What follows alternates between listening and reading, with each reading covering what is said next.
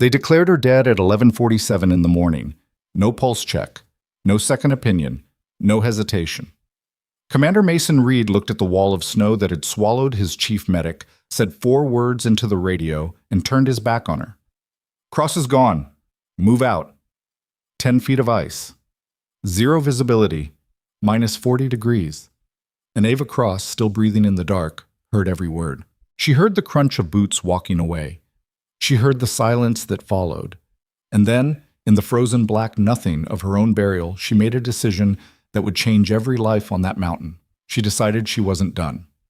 If this story finds you, wherever you are in the world, stay until the end. Like this video and drop your city in the comments. I want to see how far this story has traveled. The briefing room smelled like burned coffee and wet gear, which meant it smelled like every other briefing room Ava Cross had ever sat in during her 11 years of military service. She was in the back row, as usual. Not because she was told to sit there, she just preferred it. Back row meant she could see everyone's face without anyone watching hers. There were 9 of them assembled for the Arctic Frontier mission. She'd worked with 3 before. The rest she was reading fast, the way she always read rooms, quietly, without making it obvious, cataloging small things. Who sat at attention and who sprawled, who checked their weapon twice and who hadn't touched it, who looked at the mission map and who looked at Commander Reed. Most of them were looking at Reed. That told her something. Commander Mason Reed was the kind of man who filled a room without trying. 6'2", square-jawed, the sort of career soldier who'd been decorated enough times that his chest hardware had its own weight class. He stood at the front of the briefing with the relaxed authority of someone who had never once doubted a decision in his life. And when he spoke, the room sharpened around his voice like iron filings around a magnet. Hostage situation, grid reference Hotel 79er, Reed said, tapping the topographic map mounted behind him. 3 civilian researchers, taken 48 hours ago by a separatist faction operating out of the Valkyrin Ridge sector. We have a 6-hour extraction window before Storm Alara closes the entire northern corridor. After that, nobody gets in or out for 72 hours minimum. Ava studied the map. Ghost Fang Pass. She recognized the name from mission packets she'd reviewed during pre-deployment read-in. The pass was the fastest route through the Valkyrin Range. It was also one of the most technically dangerous transit corridors in the Arctic frontier, a narrow shelf road cut along the face of a mountain, with a 400-foot vertical drop on one side and a known unstable snowpack above. She made a note on the corner of her mission card. "What's the threat assessment on Ghost Fang?" she asked. The room didn't exactly go quiet. It was more of a small, private recalibration, the kind that happens when someone speaks who wasn't expected to. A few heads turned. Sergeant Dax Holloway, built like a demolitions charge and about as subtle, glanced back at her with the particular expression of a man deciding whether something is worth his attention. He decided it wasn't. Reed answered without looking at her directly. Threat assessment puts light infantry contact.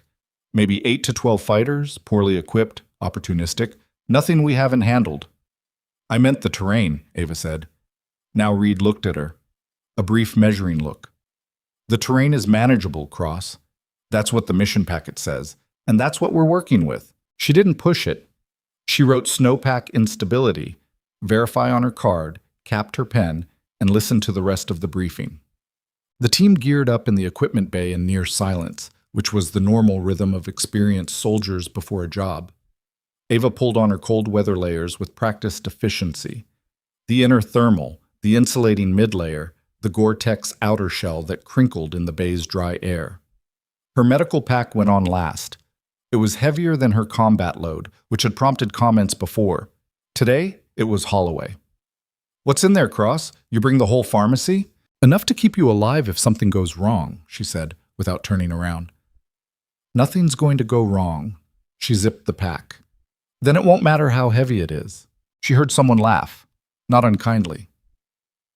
Corporal Jenna Voss, the team's youngest soldier, a 23-year-old with fast hands and a nervous energy she channeled into constant small movements. Voss was checking her rifle for the 3rd time. She caught Ava's eye and gave a small conspiratorial shrug that said, "Don't mind him." Ava didn't. She'd been around long enough not to waste energy on people like Holloway. The question was never whether they respected her. The question was whether they'd still be breathing when the job was done. She checked her own weapon, a standard-issue sidearm, loaded, safety on, and then checked her trauma kit inventory one more time. Tourniquets, chest seals, hemostatic gauze, needle decompression kit, hypothermia wraps. Everything accounted for. Reed walked through the bay doing final checks. He stopped briefly at each soldier, said something low and specific, moved on. When he reached Ava, he paused half a beat longer than the others. "You good, Cross?"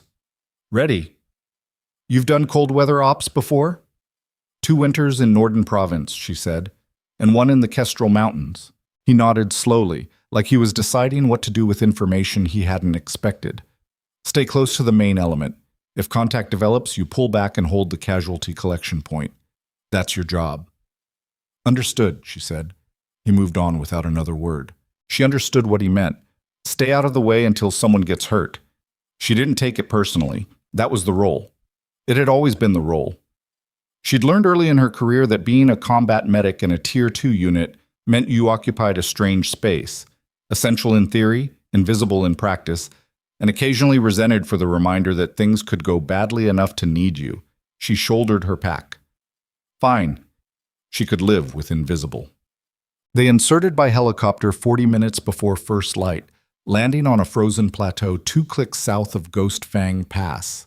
The cold hit like a physical force the moment the bay doors opened.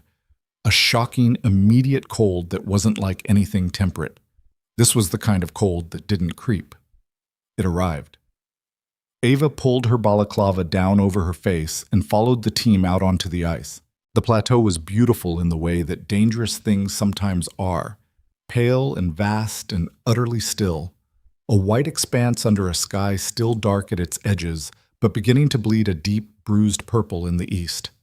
The mountains rose around them like broken teeth, and Ghost Fang Pass was visible to the north as a narrow shadow cut between 2 ridgelines. Reed assembled the team in a loose perimeter, kept the briefing short.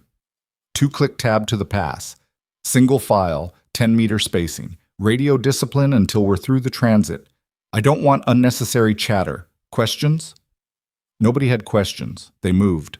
Ava was 4th in the file, behind Holloway and ahead of a quiet former ranger named Specialist Cole Briggs, who'd said almost nothing since the briefing, and whom she had decided was either the most professional soldier on the team or deeply asleep on his feet. The line moved well. Reed set a hard pace, not punishing, but purposeful.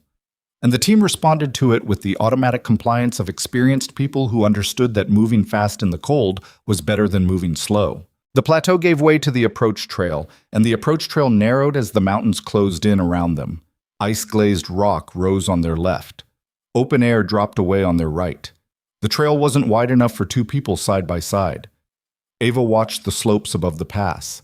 She'd been watching them since they left the plateau, in the same way she'd watch a patient's vitals. Not alarmed, not ignoring, just monitoring for the thing that would tell her something had changed. The upper snowpack on the eastern face of Ghost Fang was a deep, layered structure, the kind that built up over multiple freeze-thaw cycles and created an internal instability invisible from the surface. She'd read about it in the mission packet's environmental annex, the section that nobody ever read because it was written by geologists and took 4 pages to say what a mountaineer would say in a sentence. Unstable. Don't trigger it. She tried to remember the last significant precipitation event in the region. 2 days ago, heavy snowfall, then a brief temperature spike, then a hard freeze overnight. That sequence was the standard setup for slab avalanche conditions, a weak layer buried under a denser slab, waiting for the right vibration. The right vibration could be anything: a loud sound, a footfall on the wrong section of shelf, a detonation, or nothing at all. Sometimes they let go on their own. She watched the slope and said nothing, because Reed had already answered that question, and the team was moving and the hostages were waiting, and they had a 6-hour window. She watched anyway. So they were 40 meters into the pass, moving single file along the narrow shelf, when the radio crackled. "Reed, Calloway." It was the team's forward scout, Corporal Marco Calloway, running 50 meters ahead. "I'm seeing some debris fall from the eastern face. Small stuff, but..." "Copy, Calloway. How small?" "Pebble size. Maybe larger. Ongoing." Ava's chest tightened. Debris fall. That was the sign. Small, loose material releasing from the snowpack meant the structure above was already in motion. Microfractures propagating, the slab shifting on its weak layer. It wasn't a guarantee of release, but it was the last warning you'd get before it became academic. She keyed her radio. "Read, Cross. That debris fall is consistent with pre-release instability. We need to push through at double time and spread the spacing. Concentrate weight is a trigger risk." A beat of silence. "Cross, the trail narrows ahead. Double time increases the noise signature." "The snowpack doesn't care about our noise signature, sir. It cares about vibration and load." Another beat. She could hear the quality of the silence, the kind that had a decision being made inside it, and she already knew what the decision would be. "Maintain current pace," Reed said. "Calloway, push forward and mark the exit of the pass. We'll clear in sequence." She released the transmit button. Holloway glanced back at her from his position just ahead. In the narrow confines of the pass, his expression was partially hidden behind his balaclava, but his eyes carried that specific combination of dismissal and mild amusement that she'd cataloged in the bay. "Snowpack instability," he said, just quiet enough to not be a radio transmission. She read that in a geology report somewhere. Ava said nothing. She watched the eastern face. The debris fall had stopped. That was worse. A stopping debris fall didn't mean the slope had stabilized. It could mean the fracture had propagated to a size where the slab was now moving as a single unit rather than shedding small pieces. She'd read that too, in a paper written by a Swiss Avalanche researcher whose name she couldn't remember, and she'd retained it the way she retained most things. Not because she planned to use it, but because her brain had decided it was important. "Calloway, this is Cross. What's the sky look like above the eastern face from your position? Any visible cracking in the snow surface?" A pause. She heard wind in the transmission. "I see. Yeah. I see a line, like a horizontal line across the upper slope. Could be a shadow." It was not a shadow. "Reed." The mountain moved. There was no buildup, no warning sound, no rumble that you could have done anything about. One moment the pass was narrow and cold and quiet. The next moment the entire eastern face of Ghost Fang let go at once, and the sound was so large it stopped being a sound and became a physical pressure that hit Ava in the chest like a shockwave. She had half a second of clarity, half a second where she saw the white wall coming down the slope above them. Not like falling snow, nothing so gentle as that, but like a wall of wet concrete traveling at highway speed. And in that half second she understood exactly what was about to happen and understood there was nothing to do about it. She had just enough time to grab the rock face on her left. Then it hit. White. White and cold and crushing pressure, and then nothing but darkness and the absence of sound and the strange muffled quality of being buried under 10 feet of snow, which Ava Cross had never experienced before but recognized immediately in the way that your body recognizes certain things before your mind does. She was alive. Her left hand was still in contact with the rock face, her fingers locked around a small outcrop she'd grabbed in the last instant. The rest of her body was compressed into the avalanche debris. Not uniformly, she could feel air pockets around her torso, but her legs were pinned, and the weight on her back was absolute. Her first breath was the hardest. Snow pressed against her face. She turned her head, found a small gap, exhaled slowly to create a minimal cavity around her mouth, and inhaled carefully. Air. Cold, compressed, but air. She did the mental math without letting herself feel anything about it. Avalanche survival. The rules she'd read in a wilderness medicine manual during a rotation 3 years ago and never expected to use. Create an air pocket before the snow sets. It sets like concrete within minutes. Establish orientation. Which way is up? Begin movement before immobilization becomes permanent. Her left hand. She could move her left hand. She started there. The radio. She still had it, clipped to her chest harness. She could feel it under the compression of the snow, but couldn't reach it with either hand in her current position. She could hear something through the muffled darkness, though not clearly, but enough. Reed's voice. Reed's voice on the command net, and she concentrated on making out the words because words were information, and information was survival. Count, Calloway, report. Holloway, Voss. She heard them checking in, one by one. Callaway, clear. Holloway, mobile, minor laceration. Voss, down but responsive, possible broken arm. Briggs, down, serious. 2 others. Then Reed's voice again, and this part came through clearly enough that she understood every word. Cross, Cross, report. Silence. Cross is not responding.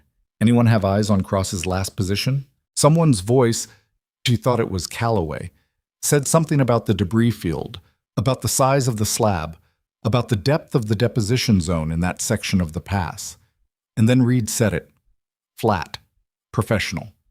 The tone of a commander making a decision in the field, which was the tone she'd heard commanders use when they made decisions that couldn't be walked back. Cross is gone. Confirmed casualty. We move out. Holloway, you're taking the medical pack from... She stopped listening. Not because she couldn't hear. The signal was fading as the team moved away from her position, but she could still catch fragments. She stopped listening because she'd heard what she needed to hear, and there was no value in hearing more of it. And because every calorie of energy and every cubic centimeter of air she had needed to go toward one single problem. Getting out. The fear came. She'd expected it, had been managing it since the first second, but now it arrived in full. A cold, physical dread that moved through her like a current, making her hands shake and her breathing ragged and her vision swim even in the total darkness of the snow. She let it come. Her mother had told her once, not in a survival context, in a completely different context, sitting at a kitchen table in a house that no longer existed. You can't fight it, Ava. You let it come through and you stay in your body while it does, and then you get back to work. Her mother had been talking about grief, but it turned out grief and being buried alive had more in common than you'd think. Ava Cross stayed in her body. She let the fear move through her. She noted her heart rate spiking and her breathing going shallow, and she breathed deliberately against the pattern. 4 counts in, hold, 4 counts out, until her heart rate came back down to something she could work with. Then she got back to work. Her left hand was the anchor, still in contact with the rock face, which was the most important thing, because the rock face told her where she was in 3-dimensional space. The rock was to her left, which meant she'd been pressed into the slope from the right side by the avalanche. That meant the surface, the outside world, the air, was to her right and above. She couldn't tell how far above. She began moving her left hand slowly, testing the resistance of the packed snow. It was dense but not fully set. She'd been buried for maybe 90 seconds, and avalanche debris typically took 3 to 5 minutes to reach concrete-like rigidity. She had a window. She worked her arm, then her shoulder, then began creating space around her chest by pushing slowly outward in a rotating motion. A technique for creating a survival cavity, one she'd read about and practiced exactly once in a training exercise that had felt nothing like this. The snow around her was setting as she worked. She could feel it, the granules compressing differently, losing their capacity to move independently, becoming a single unified mass. She was fighting the clock in a very literal sense, and the clock was winning in some places and she was winning in others. And the difference between those 2 outcomes was the difference between living and dying. Her right arm was pinned against her side. She worked it millimeter by millimeter, fighting the compression until she had enough movement to flex her elbow. Then she began using both arms together, slow, deliberate, expanding the cavity around her torso while she kicked with her legs against whatever was holding them. Her left boot came free. Then the right. She was still 10 feet under, but she could move, which meant she could dig, which meant she still had a chance. She dug upward. There was no better way to describe it. No dramatic version. No version that didn't involve the mundane and brutal reality of pushing compacted snow with your hands in total darkness while your lungs burned and your fingers went from painful to numb to something beyond numb that she decided not to think about. She dug. Her medical pack was still on her back, which was both an obstacle and a comfort. The weight made everything harder, but the pack meant the supplies were intact, and the supplies were why she was going up instead of waiting. She dug. At some point, she lost track of time. That was a bad sign. Disorientation was an early symptom of hypoxia, of CO2 buildup in the trapped air, of the body beginning to shut down non-essential functions. She recognized it and used the recognition to move faster, which burned more oxygen, which was exactly the wrong response physiologically and exactly the right response for staying alive. She dug. Her left hand broke the surface. Cold air hit her fingers. Cold, open, moving air, not the stale, compressed cold of the burial cavity. And the sensation was so unexpected and so overwhelming that she almost stopped moving entirely, which would have been a mistake because she was still 8/10 buried and her arm was through the surface and nothing else. She did not stop moving. She drove upward with everything she had left, and the snow around her upper body gave way in a sudden rush. And then she was out, half out, her torso above the surface, gasping into the blizzard that had followed the avalanche down the mountain and was now throwing horizontal ice crystals into her face. She pulled her legs free. She sat on the surface of the debris field and breathed, just breathed. The storm was louder than she expected. Ghost Fang Pass, or what remained of it, was a changed landscape. The narrow shelf road buried under the deposition zone of the avalanche. The familiar terrain markers gone, replaced by a tilted, irregular field of gray-white debris under a sky that had gone the color of old pewter. She checked herself. Both hands were bleeding, the gloves shredded from the digging, the skin beneath abraded down to something she didn't want to look at directly. Her left shoulder burned in a way that suggested a strain or partial separation from the fall. Her face was intact. Her feet were intact. Her medical pack was on her back, wet but sealed. She was alive. She sat on the debris field of her own burial and understood, with a clarity that had nothing emotional about it yet, that the commander had declared her dead and walked away. The team had a 6-hour extraction window. They had wounded soldiers. They had no medic. She found the team's last known direction from the tracks still visible at the edge of the debris zone. Boot prints heading north, deeper into the pass, toward the extraction point. She found the tracks. She pulled herself upright, and she followed.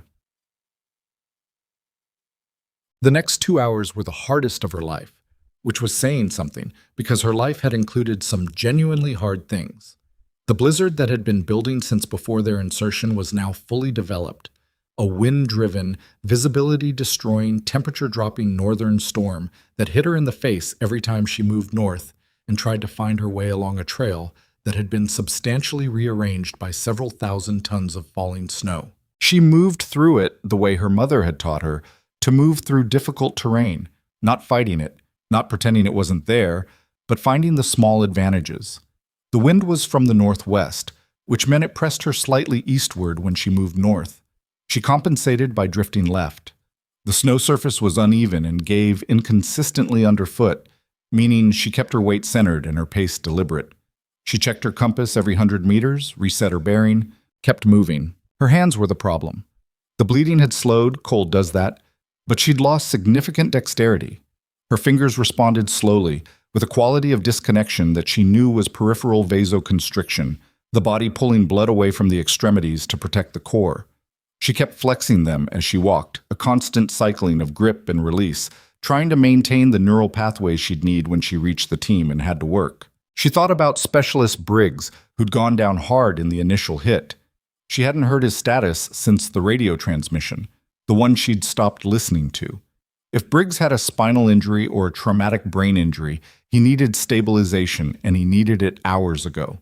If he had internal bleeding, he needed pressure and positioning and hypothermia prevention, and every minute she wasn't there was compounding the damage. She moved faster. The pass opened ahead of her into the broader Valkyrin Valley, and it was there that she heard, very faintly, carried on the wind in fragments, the sound of gunfire. Not sporadic fire. Sustained, organized fire. Contact. She dropped to a crouch at the edge of the pass exit and scanned the valley with the limited visibility the blizzard allowed. It wasn't much. 50 meters of clear sightline in the best conditions, 30 in the worst, and the conditions were not the best. But it was enough. The team was pinned in a depression 50 meters ahead. She could see the shapes of bodies behind a low ice ridge, and she could see the incoming fire from at least 3 positions on the high ground to the east. The Separatist fighters had set up a crossing ambush, the simplest and most effective ambush design, exploiting the natural funnel of the pass exit to trap the team in the kill zone. She counted the positions by muzzle flash. 3, maybe 4. Hard to tell with the storm degrading the optical quality of everything. Then she saw the 5th, elevated. Above and behind the team's position, on a rocky outcrop above the eastern lip of the depression, a A sniper, prone, rifle oriented directly down toward the depression where she could see Reed directing the team's defensive fire. She understood the tactical picture in approximately 2 seconds. The sniper was going to solve the ambush for the Separatists. The team was focused on the 3 or 4 ground-level positions. Nobody was looking at the elevated threat. The sniper had an unobstructed angle on the depression's interior. Reed was in the center of the depression. She pulled her sidearm. The distance to the sniper position was approximately 80 meters. In good conditions, with a stable platform, an 80-meter pistol shot was difficult but achievable. In a blizzard, with destroyed hands, from a kneeling position on unstable ice, she adjusted for wind. She aimed at the rifle, not the shooter. She controlled her breathing. She fired. The shot hit the sniper's rifle at the receiver. Not where she aimed. She'd aimed for the barrel, but the wind had pushed it left and it didn't matter. The result was the same. The weapon was compromised, the shooter was down and disoriented, and the elevated threat on Commander Mason Reed's life had just been removed by the woman he'd declared dead in a professional radio transmission 2 hours ago. He didn't know it yet. She holstered her sidearm and moved toward the team's position at a run, which was less of a run and more of a controlled forward stumble that she was willing to count as a run given the circumstances. She was going to the wounded. That was why she'd come back. Not for Reed, not for Holloway, not for any of the men who'd heard her voice on the radio and kept walking. She was going back because Specialist Briggs was dying in a hole in the snow, and she was the only person who could do anything about it. That was enough. That had always been enough. She came over the lip of the ice ridge at a low crawl, dropped into the depression, and had exactly the time it took for Corporal Jenna Voss to turn and stare, jaw open, eyes wide, the expression of a person seeing something their brain had not yet processed as possible, before she was moving past her toward the casualties. Cross. Voss's voice, barely a word, more like an exhalation. "Where's Briggs?" Ava said, not looking at her, already scanning. He's over," Voss pointed. "We thought you were I know what you thought." She was already moving. "Keep your head down." She found Briggs against the far wall of the depression, half covered with an emergency thermal blanket that someone, probably Voss from what she'd seen of her, had had the presence of mind to deploy. He was conscious, barely, his eyes tracking her arrival with the slow underwater quality of someone losing ground. She knelt beside him and began her assessment with her hands, because her hands were faster than any question she could ask. Airway open. Breathing present, but shallow and asymmetrical. Right chest not moving properly. She pressed her fingers along the right side of his ribcage and he flinched, which told her what she needed to know. Tension pneumothorax. Collapsed lung on the right side, air building in the pleural space, compressing the heart and major vessels. Fatal, if untreated. Treatable with what was in her pack. "Briggs, stay with me." She unzipped her medical pack with her damaged hands, and the damage showed. Slow, fumbling, not the fluid movement she was capable of in a warm room with intact fingers. She worked through it. "What are you doing?" Holloway, appearing at the edge of her peripheral vision. His voice had a quality she hadn't heard from him before. She couldn't immediately identify it. "Needle decompression," she said. "He has a tension pneumo. He'll die in the next 10 minutes if I don't fix it." A brief silence. "You need help?" She looked up at him. His face had the expression she'd eventually identified. It was not guilt, not quite, because guilt required a specific acknowledgement that he wasn't ready to make yet. It was the expression of a man processing a significant recalibration of his worldview, and he was doing it while a firefight was happening around them. "Hold this," she said, and handed him the thermal blanket to keep Briggs's torso exposed while she prepped the needle. He held it without another word. She worked. The needle went in at the second intercostal space, mid-clavicular line, a landmark she could find blind, could find with her eyes closed, had found twice before in the field, and 11 times in training, and found now with fingers that barely cooperated, and a blizzard screaming overhead and incoming fire impacting the ice ridge 20 meters away. The hiss of air escaping the pleural space was the best sound she'd heard all day. Briggs gasped, a deep, full, bilateral breath, his right chest finally moving again, and the quality of his color changed in approximately 4 seconds, which was one of the physiological facts about tension pneumothorax that always slightly amazed her even when she already knew it. "He's stable," she said. "Temporary. We need evac." She was already moving to the next casualty. Across the depression, she heard Commander Reed's voice, not on the radio, in person, and the voice was different from the voice she'd heard in the briefing room, not the voice of a man who'd never doubted a decision. Cross. She looked up. Reed was 3 meters away, and he was looking at her with an expression she had no good category for. He was a man who processed things in a certain order: threat, assessment, response, and she watched him processing her presence and finding that his categories didn't have a slot for it. The woman he'd declared dead was kneeling in the snow, saving one of his soldiers. The categories were not adequate to the situation. "The sniper on the eastern ridge," he said. "Did you?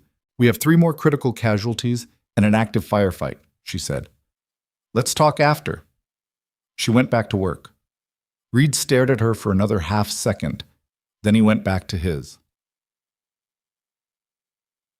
The firefight lasted another 22 minutes, which was a long time and also not as long as it felt.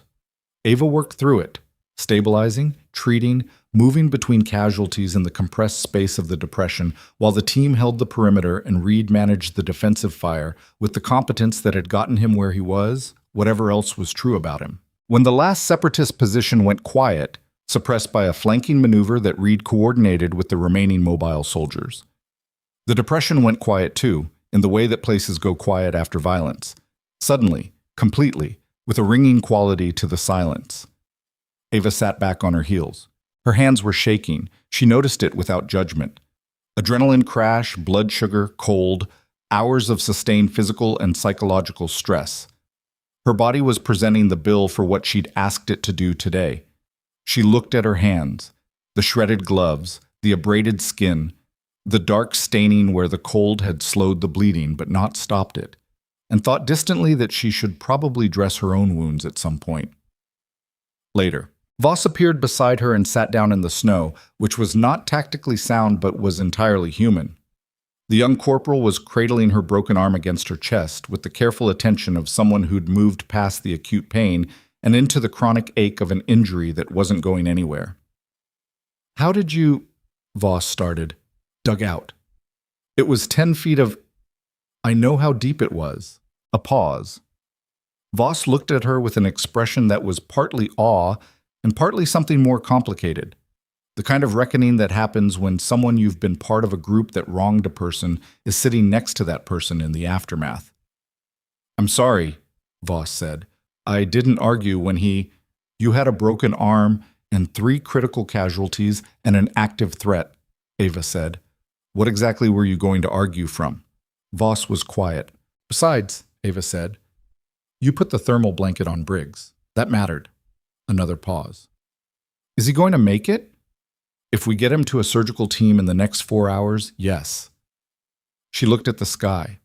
Dark now, the blizzard settling into its full intensity, the light gone and replaced by the ambient gray-white luminescence of a snowstorm at night.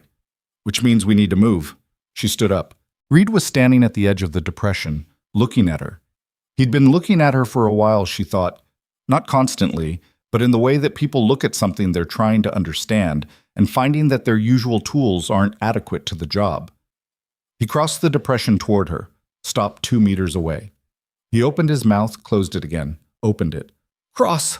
We need a casualty count, a status board, and an extraction route," she said. "The 6-hour window is probably gone, which means we're either calling for a weather-hold extraction or we're moving to an alternate LZ. What's our comm status?" He looked at her. "Reed, comm status." He blinked once. "Satellite link is up. Storm's degraded range, but we have burst capability. Then let's get the count done and get a transmission out." She looked at him steadily. "We can do everything else later." He held her gaze for a long moment. In that moment, a lot of things were happening. An accounting, a reckoning, something she wasn't going to name because it wasn't her job to name it. Then he nodded. "Yeah," he said. "Okay, let's get the count." He turned to address the team, and the storm howled down off Ghost Fang Pass like it was trying to bury them all. The satellite burst transmission went out at 1943 local time, 7 minutes after Reed finished the casualty count. 4 wounded, 1 critical. Briggs, stabilized but fragile. 1 serious, such Corporal Lena Marsh, right femur fractured in the Avalanche, splinted now and medicated with the last of Ava's morphine analog. 2 walking wounded who were walking wounded in the way that soldiers sometimes are, functional enough to carry a weapon, damaged enough that you'd want them sitting down somewhere warm as soon as possible. The response from command came back in a burst transmission 12 minutes later. Reed read it twice, then called Ava over. She was finishing a secondary assessment on Briggs when he appeared at her shoulder. He held the transmission printout without comment and let her read it. Storm Elara upgraded to Category 3. All aviation assets grounded minimum 72 hours. Alternate extraction option. Ground route, Sierra. 7 to Fob Carver. Estimated distance 14 clicks. Medical asset standing by at FOB. Good luck. Out. 14 kilometers. Through a Category 3 Arctic storm, with 4 casualties, one of them on an improvised litter, no resupply, and a medical kit that was now substantially depleted. She handed the printout back. Thoughts? Reed said. It was the first time he'd asked her that. Not a briefing question, not a tactical prompt. An actual question, with the weight of someone who had run out of the comfortable certainty he usually operated from. Sierra 7 drops through the lower Valkyrin Valley, she said. It's sheltered from the northwest wind, which is the killing factor right now. The elevation change is manageable for litter movement if we rig the carry correctly. She paused. Briggs is my concern. He needs a surgical team. 4 hours is my outside estimate before that decompression stops holding, and we're back to the same problem, and the next time I fix it, we'll be in worse conditions with fewer supplies. What's your inside estimate? She looked at him. 2.5 hours if he exerts himself at all. 0 if the needle migrates. Reed absorbed that. His jaw worked once, which was the only visible sign. We move in 10 minutes. I need 15 to rig the litter and restabilize his position. 12. 13, she said. The extra minute will matter more than you think. He stared at her for half a second, and she watched something shift in his expression. Not surrender, not quite, more like the first acknowledgement that the person he was talking to might have relevant information that he didn't. 13, he said. She went back to Briggs. Good. Holloway built the litter without being asked, which surprised her.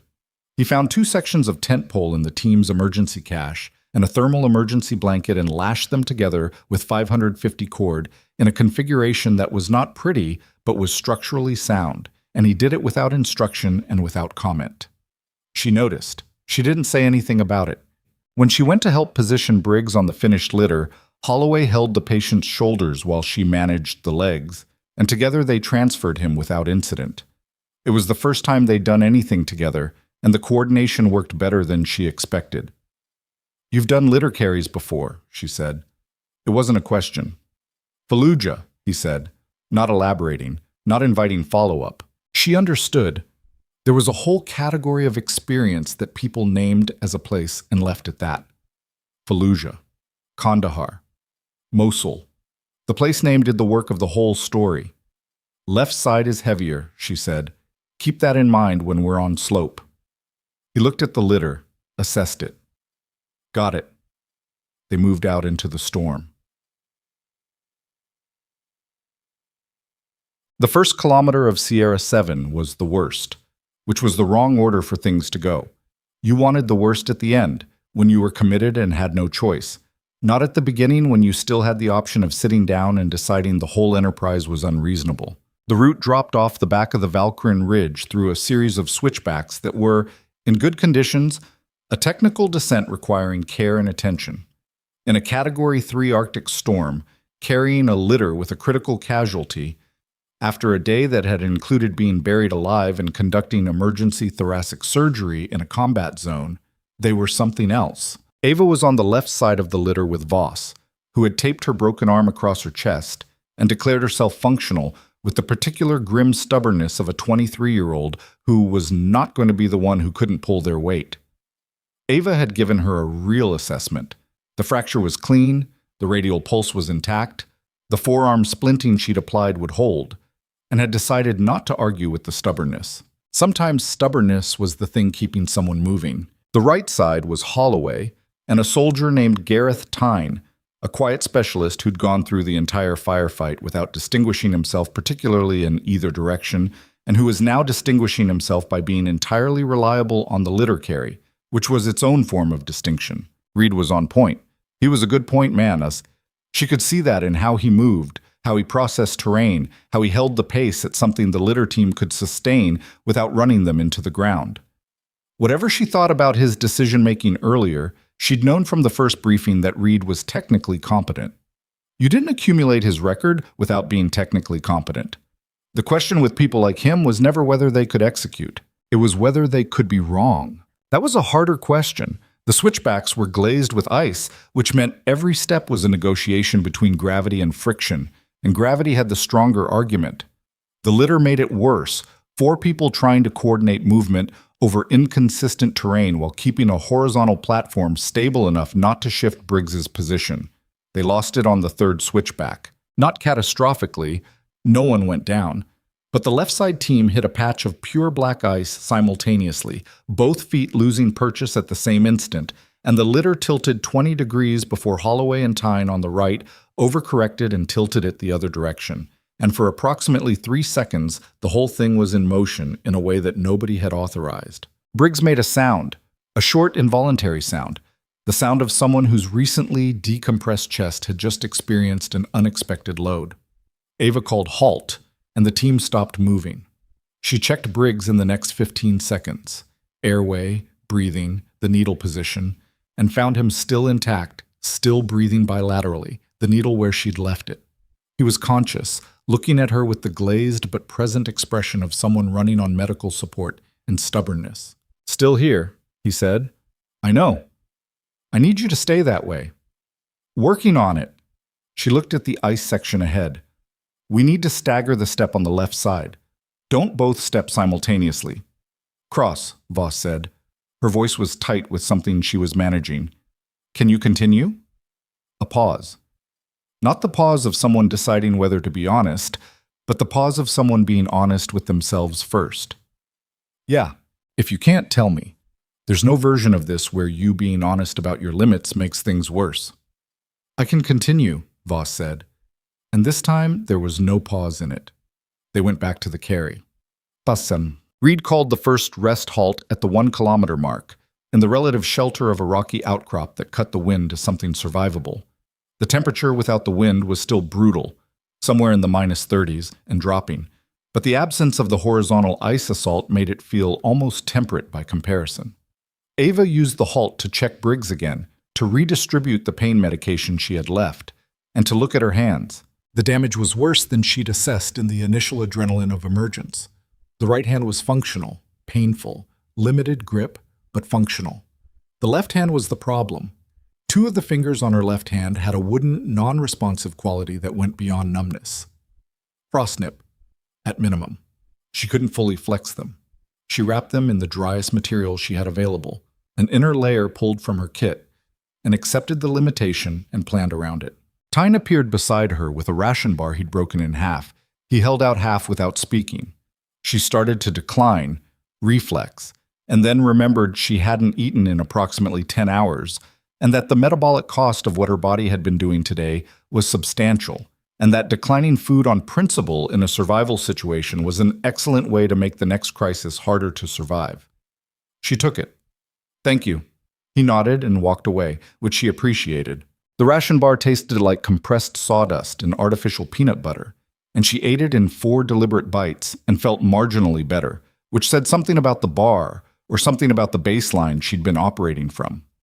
Reed came and crouched beside her, which was the first time he'd physically positioned himself at her level rather than standing above her. It was a small thing, and probably unconscious, and she noted it anyway. "How's your hands?" he asked.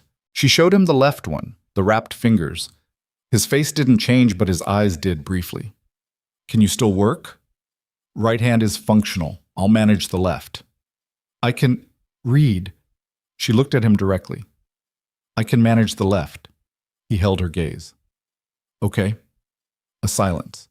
Not uncomfortable exactly, but dense with the weight of things that hadn't been said and weren't being said now, and wouldn't be said in the middle of an Arctic storm while a soldier needed a surgical team. "The shot on the ridge," he said. She waited. "That was an 80-meter pistol shot, in a storm." She didn't confirm or deny it. The shot had been what it had been. "You were aiming for the rifle," he said. Not a question. Seemed like the right target. He sat with that for a moment. "Where did you learn to shoot like that?" She looked out at the storm. "Somewhere cold," she said. He waited for more. She didn't offer it. After a few seconds, he seemed to accept that this was the answer she was giving and that pressing wouldn't change it. "Cross." His voice changed. Not softer, but less managed. Less the voice of a commander and more the voice of a person. "I made a call on the mountain that—" "You made a field decision based on available information," she said. "I was under 10 feet of snow and not responding. The decision was consistent with the information. That's not—" He stopped. "I'm not looking for absolution." "Good, because this isn't the conversation for it." She stood up because her body was stiffening in the cold and standing was better than sitting. "When we get Briggs to the FOB and everyone's accounted for, then you can have the conversation you're trying to have. Right now I need you running point and thinking about the next 4 kilometers." He looked up at her from his crouched position. A complicated look. Not resentment, not the look of a man being managed by someone he outranked. Something more like recognition. He stood. 4 kilometers, he said. 4 kilometers, she confirmed. He went back to the front of the column. Sierra 7 descended into the lower valley through a series of terrain transitions, the switchbacks giving way to a long, sloping traverse, the traverse opening into a partially frozen river drainage that provided both a route and a hazard. The ice on the drainage was old and thick in some places, new and thin in others, and the difference wasn't always visible from the surface. Reed probed ahead with a section of tent pole, testing the ice before committing the litter team to each section. It was slow. It was right. Ava watched him work and revised her assessment of him upward slightly. Not because probing ice was technically difficult. Any experienced cold-weather soldier knew to do it, but because he was doing it without being asked and without making a production of it, and because after what had happened on Ghost Fang, some men would have overcorrected into a performative caution that was its own kind of problem. He wasn't performing, he was just working. That was something. They were 2 kilometers into the drainage when Marsh, the soldier with the fractured femur, called a halt from her position at the rear of the column. She was moving under her own power. Ava had kept her that way deliberately, preferring to have her walking with support rather than on a litter, partly because they only had 1 litter and Briggs needed it more, and partly because femur fractures that were properly splinted and weight unloaded could tolerate assisted walking where they couldn't tolerate the sheer forces of rough litter carry. She was pale, though, and the way she'd called the halt had a quality to it. Ava moved back to her. "Talk to me," Ava said. Marsh was leaning against Tyne's shoulder, one hand pressed to her thigh above the splint. "It's different. The pain is different." "How different?" "Sharper, deeper. Not the fracture."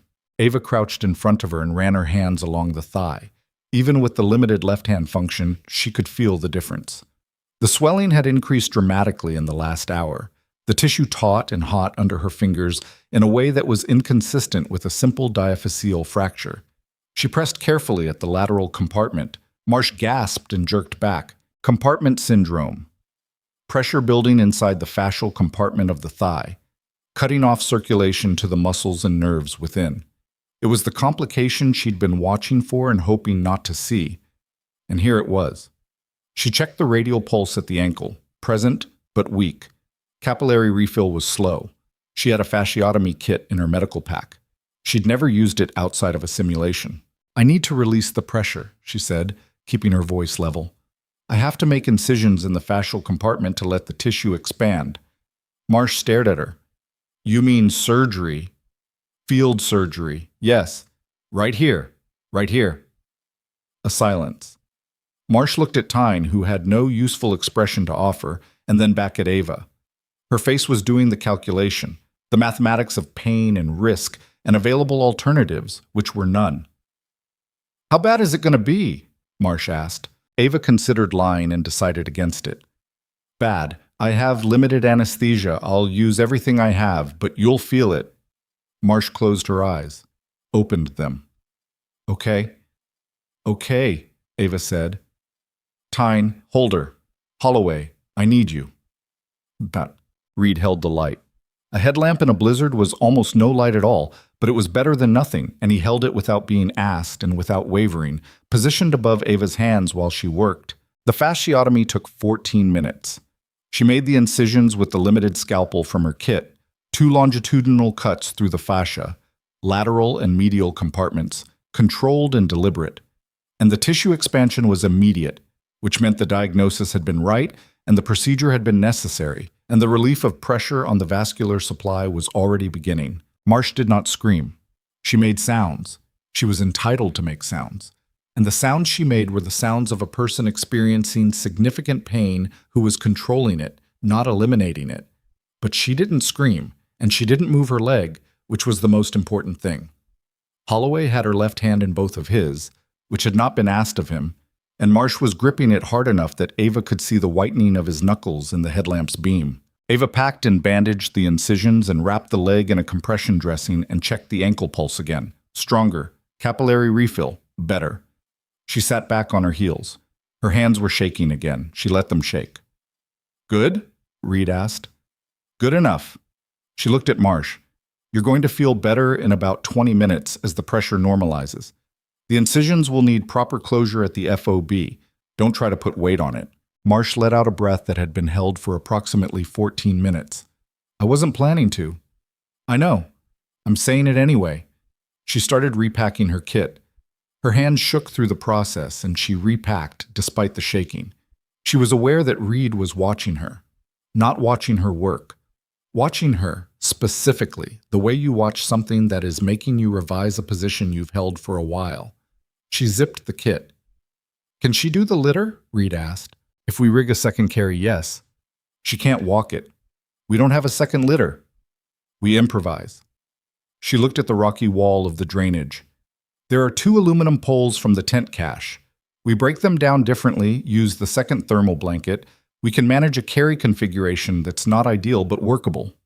We'll be slower. Yes. We're already behind the timeline. Yes. She looked at him. Reed, we improvise the litter, or we leave Marsh here and come back for her. Those are the options. He looked at the drainage around them, at the storm still hammering the valley above their shelter, at the darkness ahead and behind. She could see him running the numbers, pace, time, distance, the condition of the team, the extraction timeline. Improvise the litter, he said. Right. She looked at Holloway, who was already looking at the tent poles. I'll need about 10 minutes, he said. You've got 8, she told him. Something crossed his face. Not quite a smile. Close to one. 8 it is, Beck. The column moved again at 21:14. Slower now. 2 litter teams instead of 1. The pace cut by a third, and the effort increased by more than that. Ava was on Marsh's litter with Tyne while Holloway and Voss handled Briggs, Reed still on point, the remaining walking wounded providing security at the flanks. She had done the math on Briggs approximately every 20 minutes since the needle decompression, and the math was becoming less comfortable. 2.5 hours inside estimate.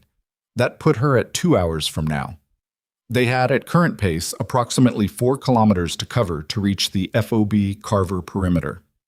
4 kilometers at reduced pace was 90 minutes, maybe 2 hours depending on terrain. It was close. Too close. She thought about what she'd do if she had to redo the decompression on the move. In the dark. In a storm. She thought about whether it was even possible in those conditions. She thought about what it would mean if she ran the numbers wrong. She thought about Briggs's face when he'd said "still here," like it was both an update and a promise. She moved faster. The contact at kilometer 9 came from the left flank, and it was not the organized ambush of the pass. It was a single shooter, a scout or a straggler from the separatist element, who fired twice from a position in the rocky scree above the drainage before Gareth Tyne put 2 rounds into the position and the shooting stopped. The whole exchange lasted maybe 8 seconds. But in those 8 seconds, the litter team carrying Briggs had dropped and gone to ground. The right response, the trained response. And when they recovered the litter and stood back up, Ava heard the needle. Not saw. Heard. A change in the breathing pattern. She was close enough to Briggs to hear it, that new asymmetry she'd been dreading, the right chest beginning to lose its movement again. She said, "Set him down." Holloway heard the voice and set the litter down without question, which was the fastest he'd responded to anything she'd said all day. She was at Briggs's side before the litter touched ground. The needle had migrated. Not completely. He still had some bilateral movement, but the pressure was rebuilding. She could hear the difference and feel it with her hand on his chest, and see it in the oxygen saturation she was watching on the pulse oximeter that still had battery. 84%. Too low. She needed to recite the needle. She had one needle left. "Read," she said. He was already there. "What do you need?" "Light, same as before. Don't move it." She worked. The second needle decompression was harder than the first. Not technically. She knew where to go. She could do it in conditions worse than this. But her left hand was now a significant liability, the frost-nipped fingers not fully cooperating, and she had to compensate by adjusting her approach angle to rely more heavily on the right hand than was strictly ideal. She got it. The hiss of air, Briggs's breathing normalized. The oximeter climbed. 86, 90, 93. She held the needle in place for 10 seconds, making sure it was seated, and then taped it with the last of her medical tape and sat back. Reed was looking at her with the light still in his hand, positioned exactly where she'd needed it. "That's his second one," he said, meaning he understood the implication. "Yes." "How long?" She looked at Briggs. "We need to be at the FOB in 90 minutes.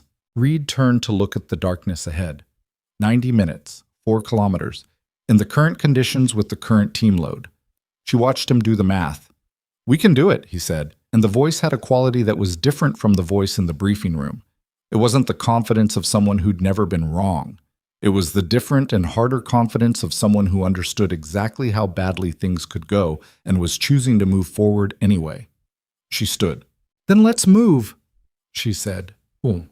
The last 4 kilometers of Sierra 7 were a particular kind of terrible that Ava Cross would spend the rest of her life unable to fully describe to anyone who hadn't been there. The storm had reached its peak intensity, which in a Category 3 Arctic event meant winds that hit the exposed sections of the drainage with physical force, horizontal ice at velocities that left marks on unprotected skin, temperatures that turned exhaled breath into immediate ice crystals and made the act of breathing itself a small effort. The litter teams moved in a tight, coordinated shuffle. Not walking, not running, something in between that was less about speed and more about not stopping, because stopping in this was a decision you might not be able to reverse. Voss was struggling. Ava had been watching it build over the last kilometer. The way the young corporal's gait had changed, the way she was favoring her left side more than the broken arm should account for. Something else was wrong. Not a new injury. She would have said, something older. Exhaustion finding a weakness and occupying it. She moved up beside her during a brief terrain transition. "Voss, I'm fine." "I know you're fine. What's actually wrong?" A pause. They were walking while they talked, because stopping wasn't an option. "My right knee. Old ACL repair. It's giving out?" "Not giving out. Just not great." Ava did the assessment without touching anything. The quality of her stride, the weight distribution, the knee flexion. Not structural failure. Inflammatory pain, likely exacerbated by the cold and the extended exertion and the litter weight. "Can you tell me when it goes from not great to something else?" "Yeah." "Okay." She stayed at her pace, close enough to monitor without hovering. "You did good back there, holding Marcia's hand." Voss glanced at her. "I didn't know what else to do." It was the right thing. She needed something to hold on to. A silence. Wind screamed past them both. "Is she going to keep the leg?" Voss asked. "Yes, the timing was good." Voss nodded, and something in her posture adjusted. Not physically, but in the way that people adjust when they receive information that changes the weight of something they've been carrying. They moved. Reed found the FOB Carver forward marker at 23:31, which was 93 minutes after Ava had told him they needed to make it in 90. 3 minutes over. She was on her knees beside Briggs when Reed's radio crackled with the base camp frequency and the voice of an actual human being who was standing somewhere warm asking for their identification code. Reed gave it. The voice on the radio said something about a medical team standing by. She looked at Briggs. He was looking back at her with the same glazed but present expression he'd had since the drainage. The oximeter read 91%. It had been sliding in the last 20 minutes, the second needle decompression buying less time than the first. She'd been watching it and counting backward, and had decided somewhere around 92% that she was going to hold the next intervention until she absolutely had to, until the FOB was in sight, because at that point the calculus changed. The FOB was in sight. "We're here," she said. He said nothing for a moment. "You came back," he said. The voice of someone who'd had time, somewhere in the fog of shock and medication and the slow drift of compromised respiration, to think about what that meant. She looked at him, at the face of a man who'd been at the briefing, who'd heard the same conversation everyone else had heard, who'd been carried for 5 kilometers through an Arctic storm by the woman who'd been declared dead before the body was cold. "You needed a medic," she said. "That's not why you bit Briggs." She put a hand on his shoulder. "You can think about it when you're breathing properly." He closed his eyes. Somewhere ahead, through the screaming dark of the storm, lights were appearing. The forward perimeter of FOB Carver, the mobile medical unit parked at the gate, figures in cold weather gear moving toward them at a run. The medical team hit them at the perimeter. 2 trauma nurses and a physician's assistant who moved with the efficient urgency of people who'd been briefed on what was coming. They took Briggs first, which was correct, and she gave the handoff report in 45 seconds.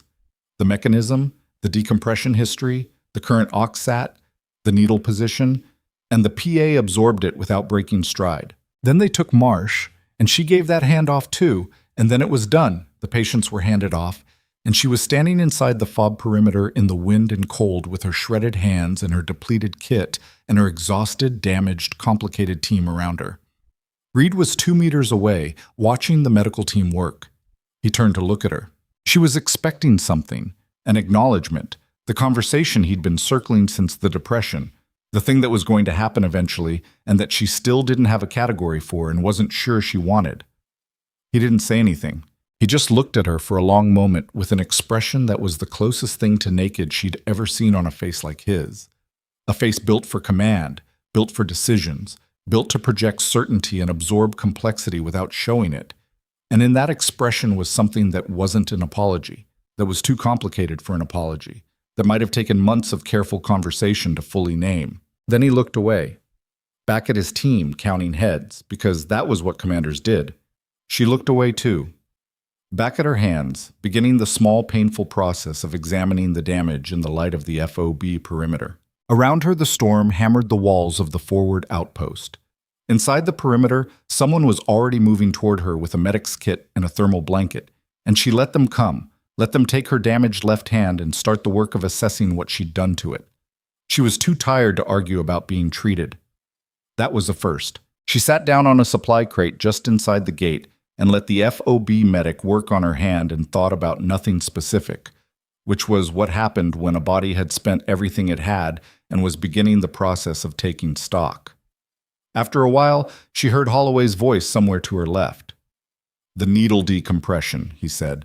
Not to her specifically, to the general vicinity. "In the drainage, in the dark, with those hands." She didn't respond. "I've been in 12 combat deployments," he said, still not quite talking to her. "I've seen medics work in bad conditions." She waited. "I've never seen anything like that." She looked at her hand in the FOB medic's grip, the swollen, abraded, partially frost-nipped mess of it, and thought about the needle going in the second time, in the dark, with inadequate light and inadequate function, and the sound of Briggs's breathing changing back toward normal. "You would have done it too," she said, "if you'd known how." Holloway was quiet for a moment. "That's a generous read." "It's an accurate one." The FOB medic said something about the frost nip, about the timeline for treatment, about warming protocols. She listened and responded and let herself be taken care of, which was its own kind of difficult skill. The storm outside was a solid wall of noise. Somewhere inside the medical tent, Briggs was in a surgical suite being properly repaired, and Marsh was being properly closed, and the team was being processed through triage and warming and debriefing and all the machinery that followed a mission like this one. She sat on her supply crate and let the FOB medic finish. Across the perimeter, she could see Reed. He was on the radio. Command net, probably. The post-mission reporting process that would go on for hours. His back was to her. His posture was the posture of a man doing his job. She looked at him for a moment. At the back of his head, the straightness of his spine, the controlled quality of his movements even now, even at this hour, even after today. She thought about what she'd said in the drainage. When we get Briggs to the FOB and everyone's accounted for, then you can have the conversation. Everyone was accounted for. She wasn't sure she was ready for the conversation either. She looked at her hand. The FOB medic had wrapped it clean and warm, and the pain was beginning to normalize into something she could accommodate rather than something she was constantly negotiating with. She flexed her right hand. It still worked. Outside, the storm was still going. Inside the perimeter, the generators hummed and the lights held, and the team was all still breathing. For tonight, that was enough. She slept for 4 hours on a cot in the corner of the FOB's medical annex, which was 4 hours more than she'd expected to get, and considerably less than her body wanted. The FOB medic, a young specialist named Pruitt, who had the careful, methodical manner of someone who'd trained hard and not yet seen enough to make him careless, had cleaned and dressed her hands, treated the frost-nipped fingers with controlled rewarming, and told her with the diplomatic firmness of a medical professional speaking to a patient who outranked them that she needed rest and food, and at minimum 24 hours of observation before she could be cleared for anything. She'd said yes to the food, she'd said yes to the 4 hours. She'd said she would consider the 24. Pruitt had written something in his chart that she suspected was not complimentary. She woke at 0347 to the sound of raised voices from the operations center across the compound, and was sitting up and reaching for her boots before she'd fully processed being awake. The voices had the quality of a command problem. Not argument exactly, but the compressed, urgent cadence of people managing something that was developing faster than the plan for it. She laced her boots with her right hand doing most of the work, wrapped the left hand in the fresh dressing Pruitt had left on the cot beside her, which told her Pruitt had anticipated her waking up and doing exactly this, which made her marginally more charitable toward his chart notes, and walked across the compound into the wind.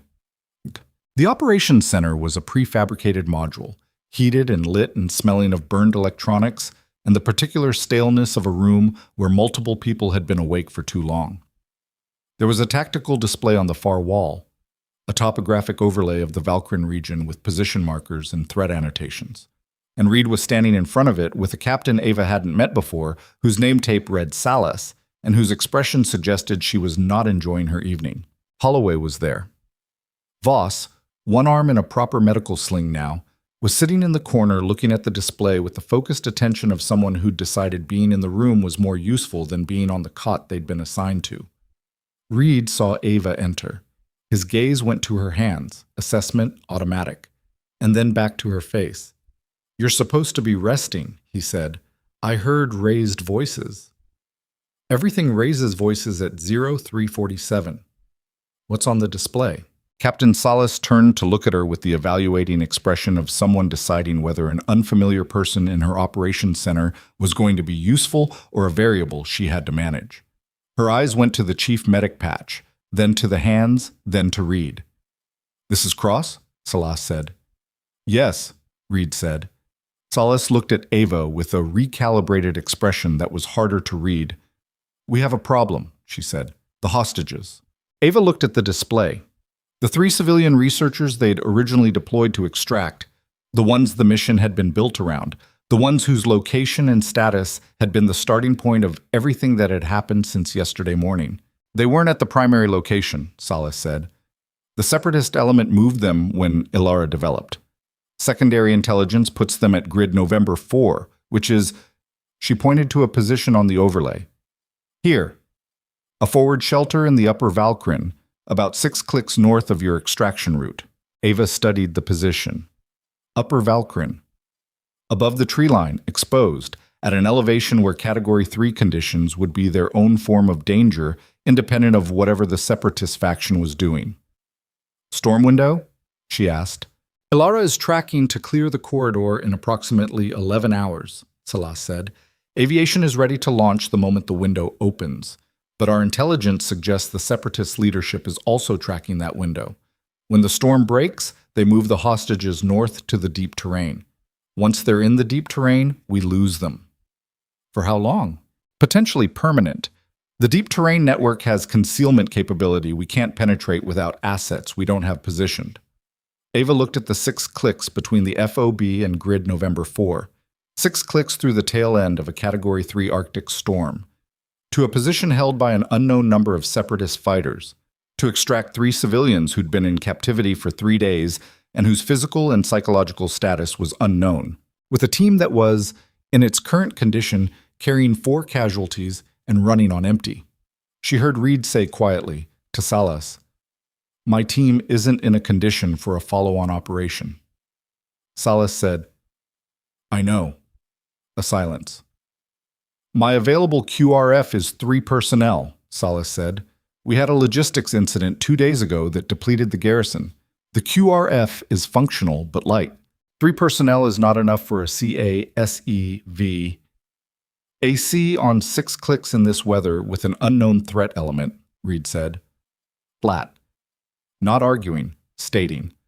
"I know that too." Salas looked at the display. "Which is why I'm having this conversation at 0347 instead of waiting for morning." Ava was still looking at the display. At grid November 4, at the 6 clicks of terrain between here and there, which she'd walked approximately half of in the opposite direction not 5 hours ago. She thought about 3 civilian researchers in a shelter in the Upper Valkyrin. 3 people who had not trained for this. 3 people for whom the storm was not a mission parameter, but a terrifying reality they were enduring without the equipment or preparation that made it survivable. "What's your QRF's medical capability?" she asked. Salas looked at her. "Basic. 2 have Combat Lifesaver certification. 1 has EMT Basic. That's not enough for a 3 civilian CASEVAC if any of them need intervention." "No," Salas said. "It's not." Another silence. Ava felt Reed look at her from the side, not speaking, not directing, just aware of where she was in the room and what she was thinking, because he'd been watching her think for the last 12 hours and had apparently developed some capacity for reading it. She looked at her left hand, the wrapped fingers, the limited function, the frostnip damage that Pruitt had told her would need a week of proper treatment to avoid permanent nerve involvement. She thought about what those fingers could still do. "I'll go with your QRF," she said. The room had a quality she recognized from the depression at Ghost Fang. That same private recalibration, multiple people in the same moment adjusting their picture of something. Salas said, "Cross, you've been in the field since 17 hours. "Yes." "I know." She looked at the display, not at Salas. "I have 2 functional hands and enough kit to manage a 3-person civilian CASEVAC if the injuries are consistent with captivity and exposure, which they likely are." She paused. "I know the terrain. I walked that drainage 5 hours ago. In the dark. In a storm. After being buried alive," Reed said. She turned to look at him. He wasn't arguing against her. He had the expression of a man accurately stating conditions rather than the expression of a man building a case for her to stay. "All of that is still true," she said. "Your hands." "My hands are functional enough." She held up the right one, flexed it, clean movement. "The left is limited. I'll work around it." He held her gaze for a moment. "You're not asking my permission." "No," she said. "I'm informing you of my decision." Something shifted in his face. It wasn't approval. It was more complicated than approval. And it wasn't disapproval either. It was the expression of someone recalibrating who they were dealing with, again, which was something he'd been doing repeatedly since the Depression and which hadn't gotten less complicated with repetition. He turned to Salas. "QRF composition and lead. Sergeant Winters leads. The other 2 are Specialist Kamau and Corporal Reyes." "Departure?" "As soon as they're kitted." Reed looked at Ava. "You need anything from Pruitt before you go?" 5 minutes and a resupply kit." "I'll make sure it's ready." He held her gaze for half a second more. Something in it that was not a conversation, or was the beginning of a conversation that would have to wait until there was time for it. And then he turned back to the display and began discussing the QRF route with Salas, which was the right thing to do. Ava went to find Pruitt. Botch. Sergeant Nora Winters was 31, compact, and had the kind of stillness that came from having been in several situations that did not allow for wasted energy. She met Ava at the equipment bay with the evaluating look of someone who'd been briefed on the situation and had formed opinions about it. "You're the Cross who got buried in the Avalanche," Winters said, "among other things. You've been awake how long?" "Long enough." Ava checked the resupply kit Pruitt had prepared. He'd done it well, organized and prioritized, with a note in the top flap that said left hand, "Warm early, warm often," which was actual useful clinical advice and which she put in her pocket. "What's your QRF's movement rate?" "Good conditions, 4 kilometers per hour. In this storm with the trail conditions we're looking at, probably 3. 3 gives us approximately 2 hours to the objective. That leaves a 90-minute buffer before the storm window estimates put aviation assets overhead." Winters looked at her for a moment. "You've already run the numbers." "I ran them in the ops center." "Okay." A pause. "Your hands." "My hands are functional." I saw the dressing on the left one. "The right is fully functional and the left has enough grip to work." Ava met her gaze directly. "If you're asking whether I'm going to be a liability on your movement, the answer is no. If you have a medical problem at that objective, I'm the only person going in that objective with the capability to handle it." Winters held the look for 3 more seconds, which was the amount of time it took to run that calculation to its conclusion.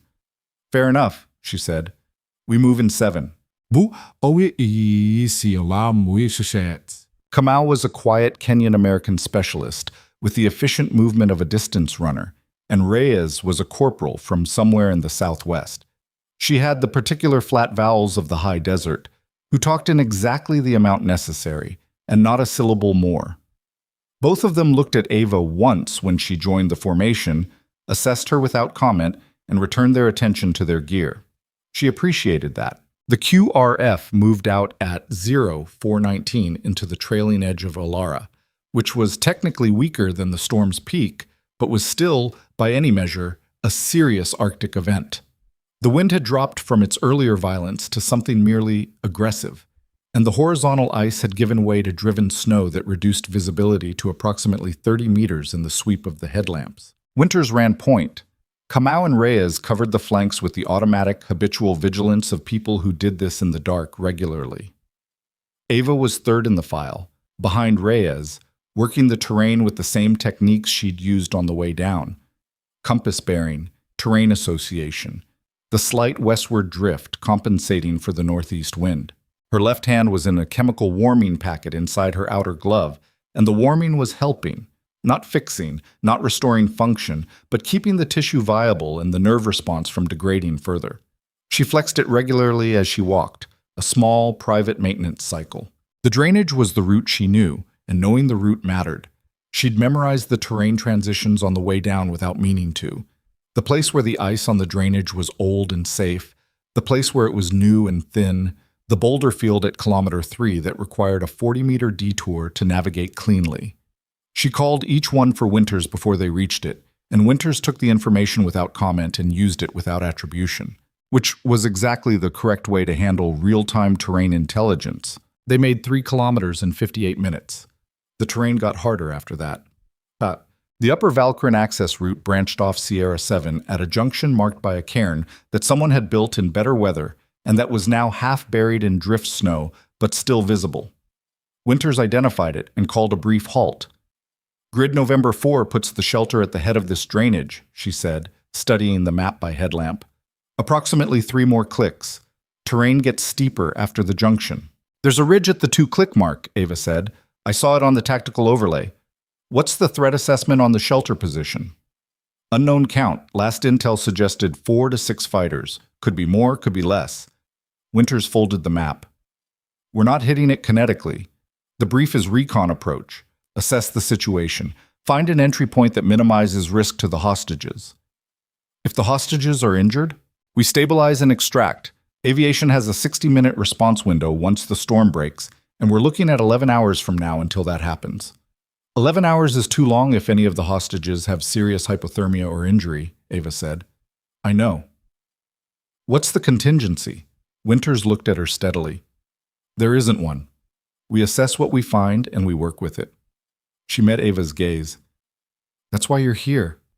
They moved up the junction. The shelter, Grid November 4, a pre-existing emergency structure that the separatist element had appropriated, was a dark shape against the driving snow at the head of the drainage, built into a natural rock recess that provided 3 walls of stone and 1 wall of constructed timber. Lights inside, visible as orange-yellow bleed around the edges of the doorframe. Voices, faint but present. Winters brought the QRF to a halt 200 meters out, in a natural depression that provided concealment and a sight line to the structure. She pulled Ava in close. 2 guards outside the structure, 1 at the door, 1 on the eastern rock face above. Possible more inside. Ava counted silently. How long has this been planned? The intel on this location was 3 hours old when we briefed. Winters paused. Which means the situation may have developed. It had, as it turned out. Kamau, on forward observation with a thermal monocular, came back at a low crawl and reported in a voice that was very controlled and very quiet. There's movement inside. I count 8 thermal signatures. 3 are stationary and horizontal. Horizontal. On the ground. 3 hostages, Winters said, and 5 fighters, minimum. 5 fighters in an enclosed structure with 3 civilian hostages, 1 entry point, 2 external guards, and a QRF of 4. Ava did the tactical math and found it unpleasant. We wait for aviation, Reyes said, not challenging, stating the option. 11 hours is not a wait we can afford if those hostages are hypothermic or injured, Ava said. She looked at Kamau. The 3 horizontal signatures. Can you differentiate temperature? Kamau thought about it.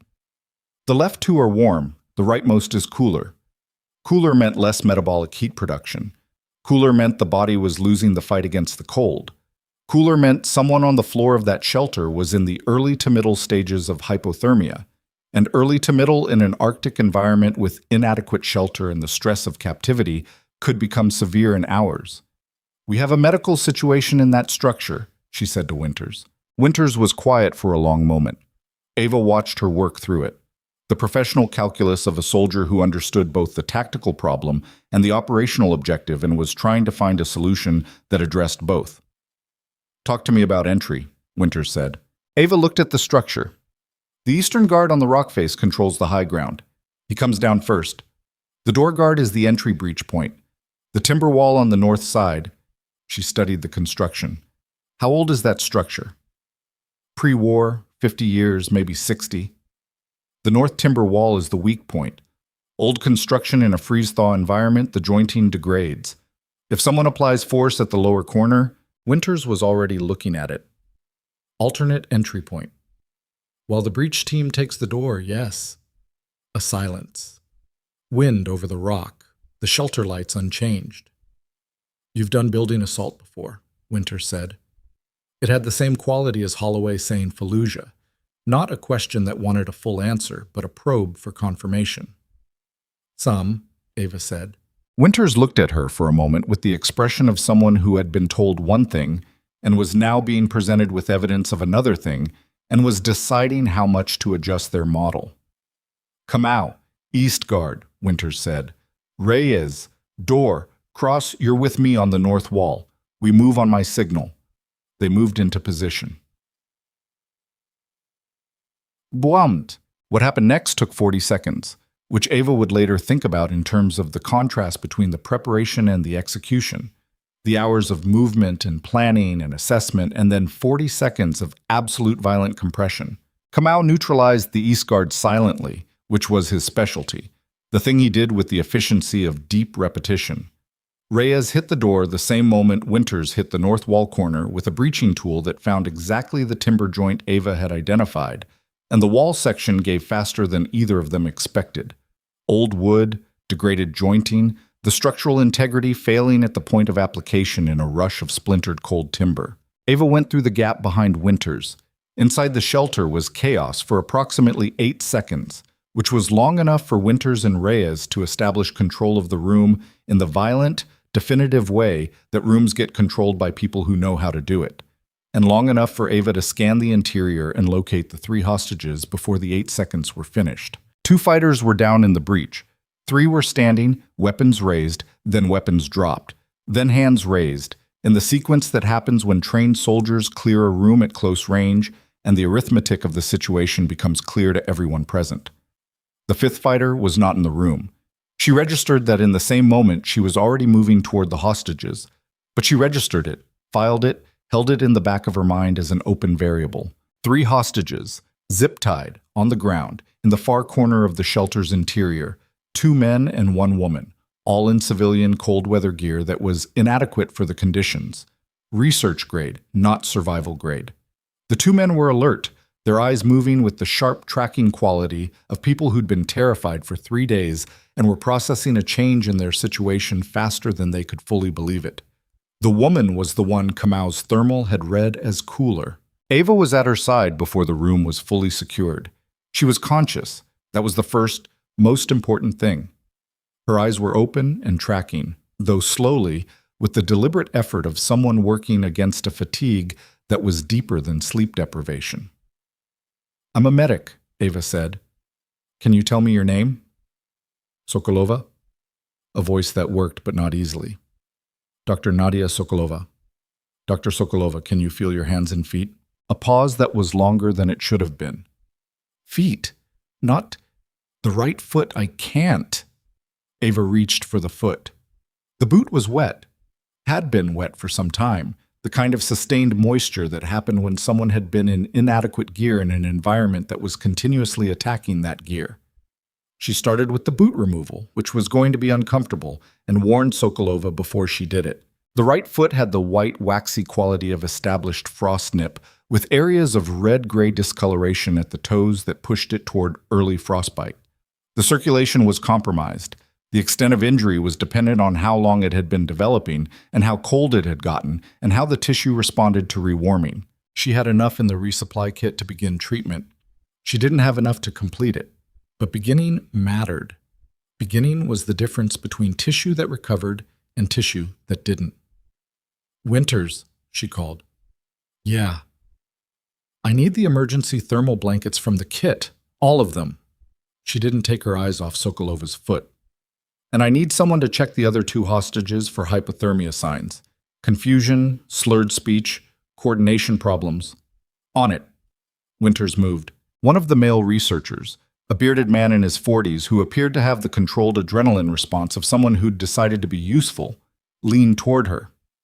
"I'm a biologist. I can help." "Have you had any first aid training?" "Wilderness first responder, 10 years ago." Old training was better than no training. "Then you know how to check capillary refill and skin temperature. Check your colleague, the one in the green jacket, and tell me what you find." He moved to check.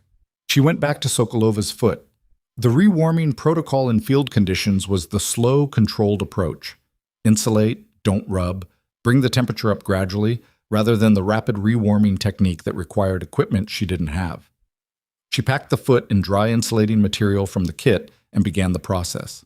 Sokolova watched her with eyes that were tracking better now, the warmth of the shelter and the shock of rescue doing some of the work of improving her circulation without any intervention. "How long has your foot been like this?" Ava asked.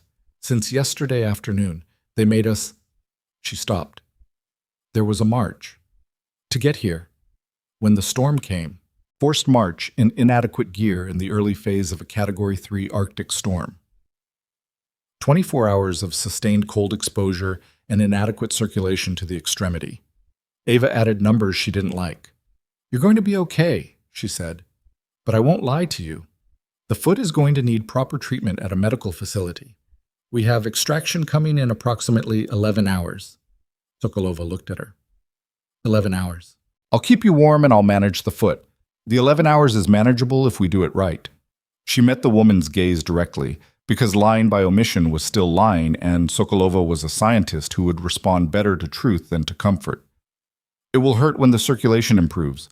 That's actually a positive sign." "I understood that," Sokolova said, with the careful voice of someone who was holding on to their composure by being intellectually engaged with their own situation. "Good," Ava said. Behind her, Winters was running the room. Two fighters zip-tied and secured against the wall, the third being managed by Reyes, the structural breach in the north wall covered with a thermal blanket to reduce heat loss, the hostages being inventoried and assessed. She was doing it with the competence of someone who'd trained for exactly this and the controlled urgency of someone who hadn't forgotten about the fifth fighter. "Kamau," Winters said into her radio. "External sweep, fifth fighter, unknown position." Kamau's voice came back. "On it." Ava worked on the foot and monitored Sokolova and listened to the room. The bearded biologist, Dr. Marcus Veld, she learned, because he introduced himself while describing his findings in the organized way of a man who processed stress by being methodical, reported that his colleague, Dr. Fenasari, had mild hypothermia signs, confusion, and slurred speech, but was responsive and warming. She cross-checked against what she could observe. Asari was sitting now, wrapped in the thermal blanket Winters had provided, making the slow, steady movement toward thermoregulation that a healthy adult body could manage with adequate insulation and no new cold exposure. He needed monitoring. He needed fluids. He didn't need intervention at this moment. "Keep him wrapped," she told Veld. "Make sure he's drinking water if you have any available." "There's a melted snow container they left us," Veld pointed. "Use it." She looked at Veld directly. "You're doing fine." He exhaled. Not a theatrical exhale, just a person releasing something that had been held for 3 days. "Thank you," he said. And then, with the specific kind of recognition that someone extends when they notice a detail that illuminates something. "Your hands." She looked down at the wrapped left hand, the abraded right. "Different problem," she said. "Earlier today. You came from the team that was—" He stopped. "We heard the Avalanche, yesterday, from our first position." She looked at him, at the face of a man who had spent 3 days as a hostage in an Arctic storm and had heard an avalanche and had not known who was in it. "Everyone's accounted for," she said. He nodded, looked at his hands, nodded again. She went back to the foot. Kamau found the fifth fighter 40 minutes later in a supply cache dug into the snow behind the shelter, which was either a hiding position or a tactical withdrawal to a pre-positioned fallback, and was certainly the action of someone who'd made a decision not to be in the room when the breach happened. He was also the fighter with the radio, the comms equipment for the separatist element. Winters brought the radio to Ava, not because Ava had asked for it, but because Winters had realized something in the preceding 40 minutes, watching Ava work in the shelter, and what she'd realized was that bringing problems to Cross was becoming a reliable way to get them solved. "Their leadership's going to know something happened when this goes quiet," Winters said. Ava looked at the radio. It was a civilian-grade shortwave unit, modified, the kind of field-expedient communication setup that asymmetric forces used when military-grade equipment wasn't available. The modification was visible in the wiring on the transmit module. She turned it over in her right hand. "Can you transmit back to FOB Carver on this frequency?" she asked. "Not directly. Wrong band." "What's your satellite phone situation?" Winters held up the handset. 1. Batteries at 40%.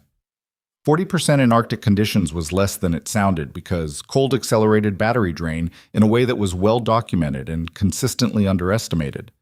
She did the math. "Make the check-in transmission now," she said. "Keep it short. Update Carver on the hostage status and the shelter position. After that, conserve the battery." "And if the Separatist leadership sends a patrol when this unit goes quiet?" Ava looked at the 3 secured fighters against the wall, at the structure around them, at the breach in the north wall and the single entry point at the door, and thought about 11 hours and the storm and the available personnel and what each of those things added up to.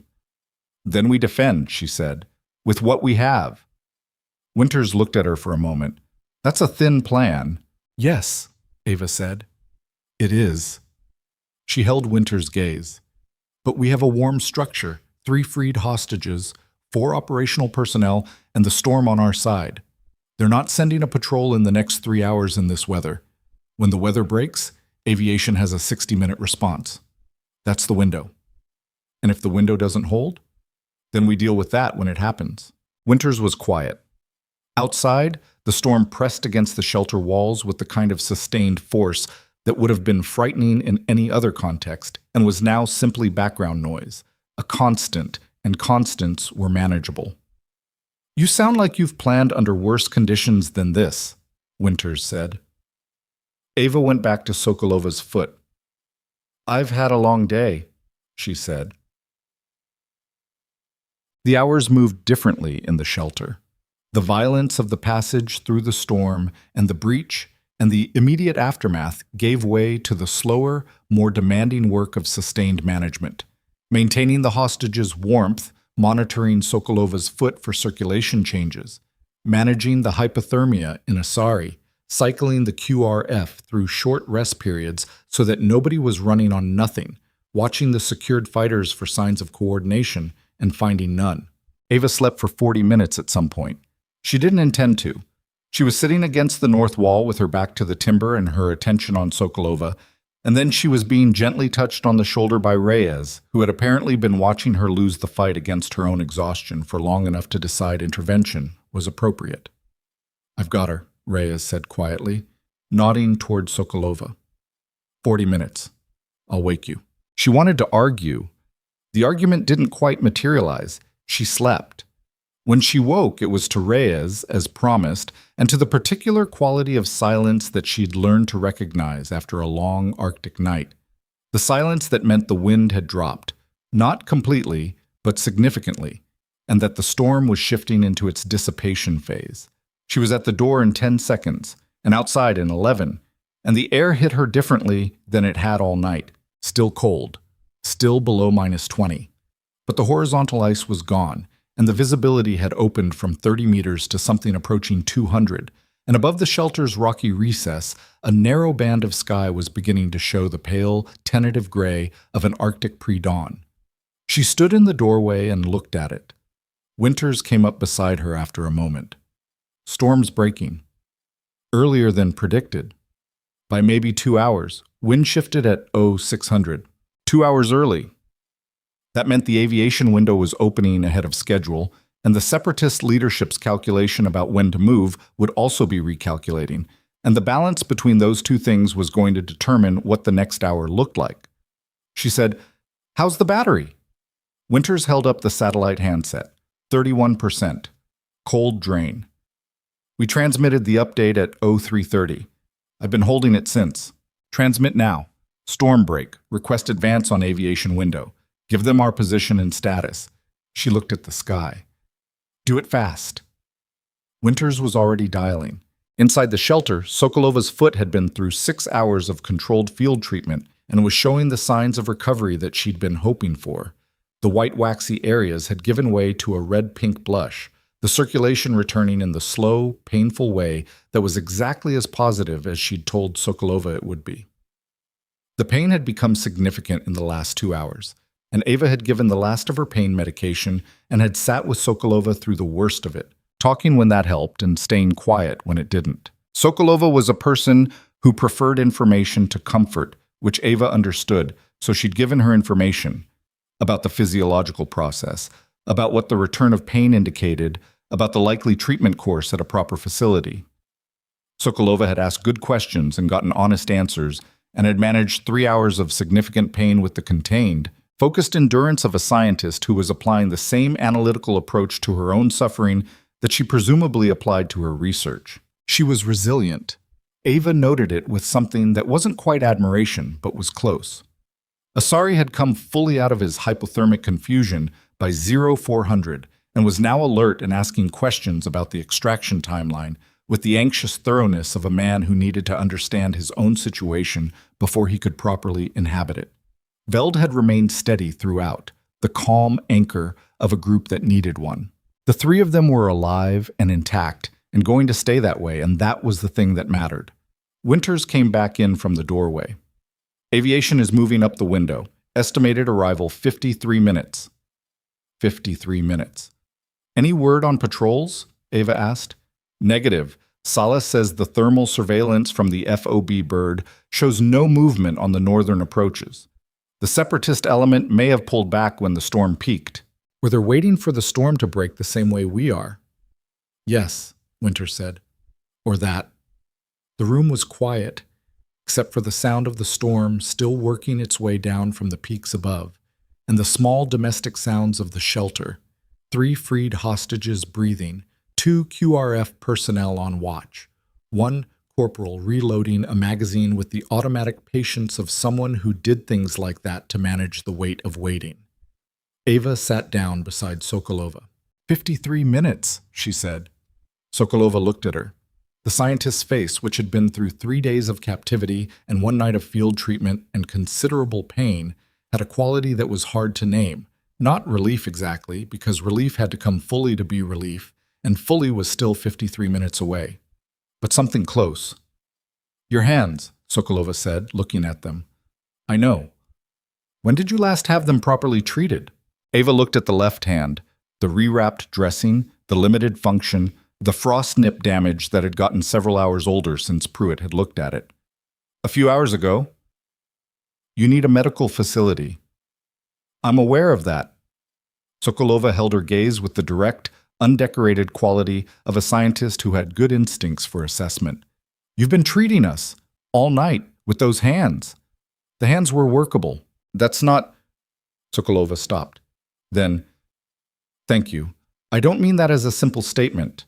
I'm saying it with the full weight of what I understand has happened tonight. Ava looked at her for a moment, at the face of a stranger who was not a stranger anymore, in the way that people who've been through adjacent intensities of the same event became connected by it. You're welcome, Ava said, and meant it without ceremony. Outside, the sky was lightening. 53 minutes. In the distance, barely audible through the remaining wind but present, growing, was the sound of rotors. Not 53 minutes. Less. Winters heard it at the same moment and was at the door, and Kamal was already outside and scanning, and the sound grew from barely audible to unmistakable in the compressed seconds of the very end of a very long night. And when the 2 dark shapes of the extraction helicopters cleared the ridgeline above the shelter and dropped toward the flat ground 200 meters north, Ava Cross was standing in the doorway of the shelter with her damaged hands at her sides and 3 freed hostages behind her, and a team that had done the impossible thing the plan hadn't provided for, and she watched the helicopters come down and felt something she hadn't let herself feel since she'd erupted from the snow on Ghost Fang Pass. Not triumph, not vindication. Something quieter than both. Something that felt like being alive on purpose and knowing it. The rotors thundered. The snow lifted in a horizontal sheet around the landing zone. Figures were jumping from the bay doors while the aircraft were still settling. Medical personnel, security element, the full weight of the institutional machinery arriving in the aftermath of the work already done. And Ava Cross stepped back from the door to let them in and went to her patient and finished what she'd started. The medical team from the helicopters moved with the urgency of people who'd been briefed on the situation and had formed expectations. And the first thing that happened when they entered the shelter was that the lead flight medic, a woman named Torrance, tall, efficient, the kind of person who processed a room in 3 seconds, looked at the 3 freed hostages and then looked at Ava and then looked at Ava's hands and said, with the specific tone of a medical professional encountering a colleague who has been practicing heroic self-neglect, you need to sit down. The hostages first, Ava said. My team has the hostages. Torrance was already reaching for the left hand. Sit. Down. Ava sat down. It was, she would admit later, a relief. Mortem. The extraction took 40 minutes on the ground. Sokolova went out on a litter. Not because she couldn't walk, she was insisting she could walk, but because Torrance had taken one look at the foot and made a command decision that was not open to negotiation. Asari walked with support, Veld walked unaided, and both of them looked at the helicopter with the expressions of people who had stopped believing in helicopters and were now having to revise that position. The secured fighters were transferred to the 2nd aircraft under QRF guard. The 5th fighter, from the supply cache, was cooperative in the specific way of someone who had done the arithmetic and found no favorable outcomes in any direction. Ava was on the 1st aircraft, which she hadn't requested and which happened anyway because Torrance had made that decision too. She sat in the bay with her hands in her lap and the noise of the rotors filling the space where thought would otherwise have gone, and she watched the shelter recede through the bay window as the aircraft lifted. A dark shape in a white landscape, ordinary looking from above, nothing about its exterior communicating what had happened inside it in the last 12 hours. She looked away. Across from her, Sokolova was on the litter with a thermal blanket to her chin and an IV line in her arm, looking at Ava with the alert, assessing expression that seemed to be her baseline state. "You have family?" Sokolova asked, loud, over the rotors. Ava considered the question. "My mother, she passed a few years ago." "I'm sorry." "She was a wilderness tracker, among other things." Ava paused. "She's the one who taught me about avalanche survival." Sokolova absorbed that. That's a specific skill to have been taught. She was a specific person. The aircraft banked. The upper Valkyrin fell away beneath them, and then the lower valley, and then the FOB Carver perimeter was visible ahead. A square of light in the dark terrain, organized and finite, the kind of human structure that looks small from above and enormous when you're inside it trying to get through a night. Sokolova was still looking at her. "When this is processed and documented," she said, "what happened in that shelter? The treatment you provided, the tactical decisions. People are going to want to understand how a combat medic had that range of capability." Ava looked at her hands. "People will ask what they ask. That's not an answer." "No," Ava agreed. "It's not." The landing lights of FOB Carver came up fast beneath them. Not. The FOB's medical module had expanded in the hours since she'd left it. Additional personnel from the aviation assets had augmented the garrison medical team, and there were now proper surgical and treatment bays running at capacity. Briggs was out of his second intervention and stable, the tension pneumothorax fully addressed by a thoracic surgeon who'd arrived with the aviation element. Marsh was post-fasciotomy closure, sedated, vital signs normal. Ava knew this because Pruitt told her approximately 30 seconds after she stepped off the aircraft, before she'd made it 10 meters toward the medical module, in the rapid-fire way of someone who'd been waiting to deliver this specific briefing. "Both stable," she said. "Both stable," he confirmed. Then, "Come inside. I need to look at your hands again." "I need to check on Cross." Pruitt's voice had the quality of a man who had crossed a line in his own head between professional deference and professional necessity. "I need to look at your hands, right now. That's not a request." She looked at him. He was 24, maybe 25, with the earnest competence of someone who'd trained hard and cared about his work and was not going to back down from this particular position. She went inside. The damage to her left hand was worse than the field assessment had indicated, which wasn't surprising. Field assessments were estimates made in conditions that were not designed for accurate assessment. Pruitt examined it under proper light with proper instruments and told her 3 things. The frost nip had progressed to second-degree frostbite in the 2 outermost fingers. The rewarming she'd been doing had been correct and had probably prevented worse. And she was going to need a week of treatment and monitoring before anyone could tell her what the permanent effect on sensation and fine motor function would be. She listened to all of it. "The right hand?" she asked. "Superficial abrasion, no frostbite involvement. Grip strength is compromised by soft tissue swelling but structurally intact." He paused. "You want me to tell you what you can do with it?" "Yes." "In a week?"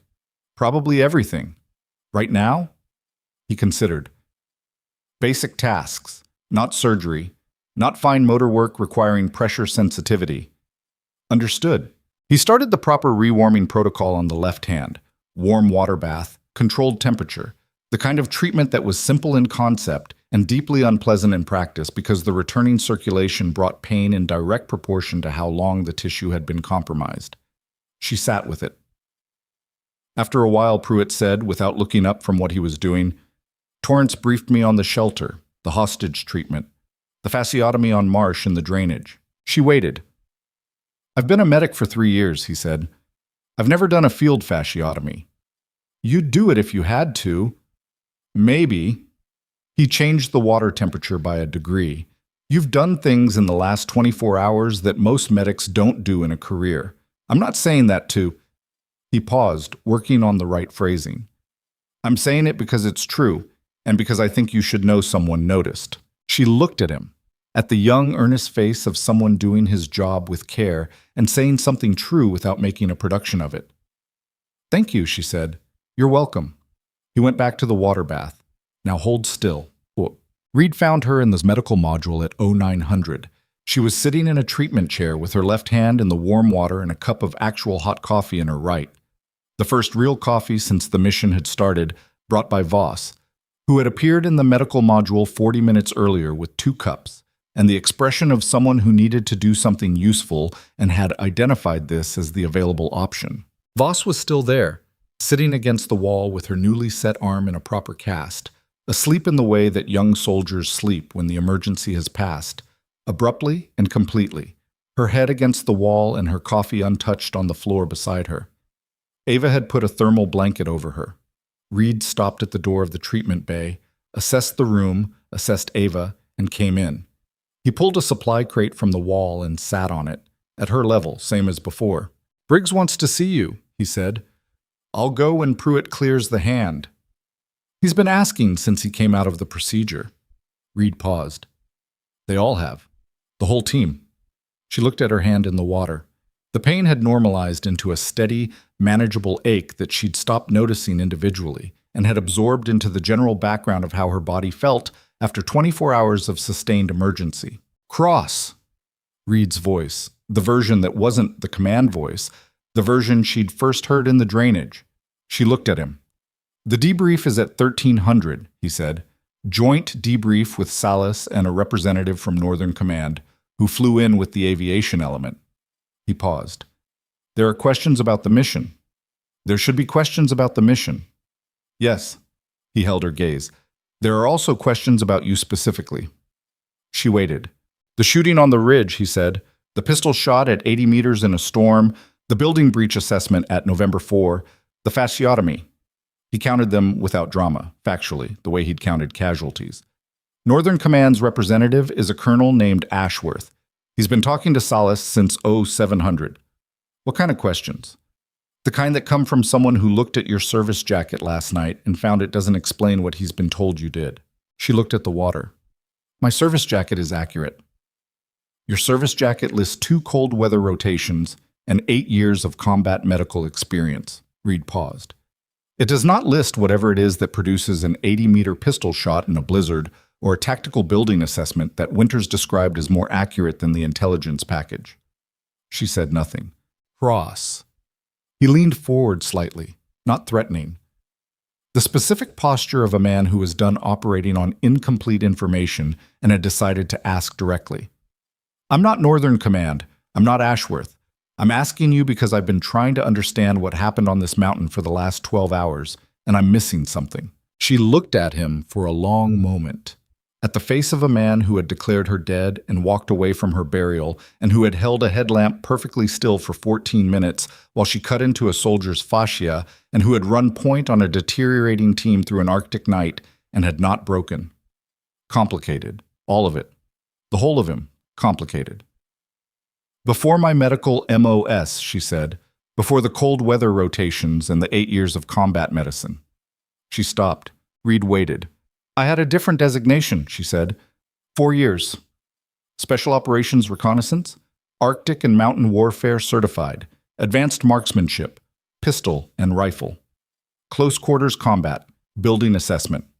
She looked at the water. "I cross-trained to medicine because a man in my element bled out in a valley that I couldn't get a medic into in time. And then I spent the next 8 years being a medic." The room was quiet except for Voss's breathing and the distant mechanical sounds of the FOB operating around them. "Your jacket doesn't show a Special Operations designation," Reed said. "No," she said. "It doesn't." He absorbed that. She watched him doing it, the careful, systematic absorption of something that was changing the shape of everything he'd understood about the last 24 hours. "The record is sealed," he said. Not a question. "The record exists," she said. "What it shows, and to whom, is a different conversation. Ashworth will ask. Ashworth can submit the right clearance request and wait for the right response." She looked at Reed directly. "I'm not hiding something. I'm telling you the parts of it I can tell you. The rest is not mine to share." He was quiet for a moment, then, "Why didn't you say anything in the briefing, when I dismissed your concern about the snowpack? Would it have changed anything?" He started to answer and stopped. She watched him being honest with himself about it, which was its own kind of complicated thing to watch. "I don't know," he said. and the voice had the quality of someone who was answering the question he'd actually been asked, rather than the question he would have preferred to be asked. "That's why I didn't say anything," she said. Another silence. Voss shifted against the wall in her sleep. The thermal blanket slipped and Ava reached over with her right hand and replaced it, and Reed watched her do it with an expression she didn't try to name. "The debrief at 1300, she said. "I'll be there. Ashworth is going to push." "He can push." She looked at him. "It won't be the first time someone pushed." Reed looked at her for a moment longer. Then he stood. "For what it's worth," he said, "I've been in this uniform for 17 years. I've worked with a lot of people." She waited. "What you did on this mountain," he said, not finishing the sentence, letting it sit. "Get some sleep, Reed," she said. 1300 is 4 hours. He almost said something else. She could see it, the thing he'd been circling since the depression, since the transmission when he'd said, "I'm not looking for absolution." It moved across his face, and then he put it away, which was the right decision for right now. 1300, he said. He left. She saw Briggs at 10:45. He was in a treatment bay 3 rooms down, post-procedure, IV running, the surgical team's work visible in the neat dressing over his right chest. He was awake and more present than she'd seen him since the pass. The color better, the breathing full and bilateral, the eyes tracking with the alert quality of a person who had come back from a significant distance. He looked at her when she came in and didn't say anything for a moment. "Winters told me about November 4, he said. "The hostages. They're all going to be fine. After you'd already been—" He stopped. "After Ghost Fang." "Yes." He looked at the ceiling for a moment. "How do you do that?" She pulled a chair beside the bed and sat in it, because the question deserved something other than a standing answer. "Which part?" "Any of it, all of it." He turned his head to look at her. "You came out of that snow and the first thing you did was follow us. You needed a medic." Cross. His voice was quiet and direct. "I'm not asking for the functional answer. I've heard the functional answer. I'm asking what actually made you do it." She looked at him. At the face of a man who had been at the bottom of a bad situation and had come up the other side of it and was doing the work of understanding what that meant. "My mother had a phrase," she said. "She used it when I was young and didn't understand it, and then she died before I was old enough to tell her I finally did." He waited. "You go toward the people who need you. That's all there is." She paused. She wasn't talking about combat. She was talking about something else. But it works the same way. Briggs was quiet for a moment. "That's either very simple or very complicated." "Both," she said, at the same time. He looked at the ceiling again. Outside the bay, the FOB was alive with the sounds of a garrison processing a complicated morning. Voices, equipment, the overlapping activity of people managing the aftermath of events. "The needle," he said. "The second one. In the drainage." "Yes." "I was aware enough to know what you were doing." He paused. "I was aware enough to know how hard it was. It was fine. Your hands were—" "Briggs." She said it the same way she'd said it in the depression, when he'd been looking at her from the snow, and she'd told him to stay. The same tone. "You're stable. The surgery went well. In 6 weeks you'll have full function." She held his gaze. "That's the part that matters." He looked at her for a long moment. Then something in his face changed, moved through something, settled. "Okay," he said. "Okay," she said. She stayed for another 10 minutes, monitoring without making it obvious she was monitoring. And when she left, she felt his eyes on her back and didn't turn around. The debrief at 1300 was in the operations center, the same room with the same tactical display and the same burned electronic smell, now with additional chairs and a table pulled in, and a colonel named Ashworth at one end of it, who was 62 years old, silver-haired, and had the bearing of a man who had been in positions of authority long enough that authority had become invisible to him. Not an affect, just a condition, like being right-handed. He looked at Ava when she entered the room, and she looked back at him, and they held each other's gaze for approximately 2 seconds, which was a full second longer than the gaze hold that would have been social and half a second shorter than the gaze hold that would have been a confrontation. Something was established between them in those 2 seconds. She wasn't entirely sure what. Reed was there. Solace. Winters. Holloway, which surprised her slightly. Holloway had not been scheduled in the brief she'd seen.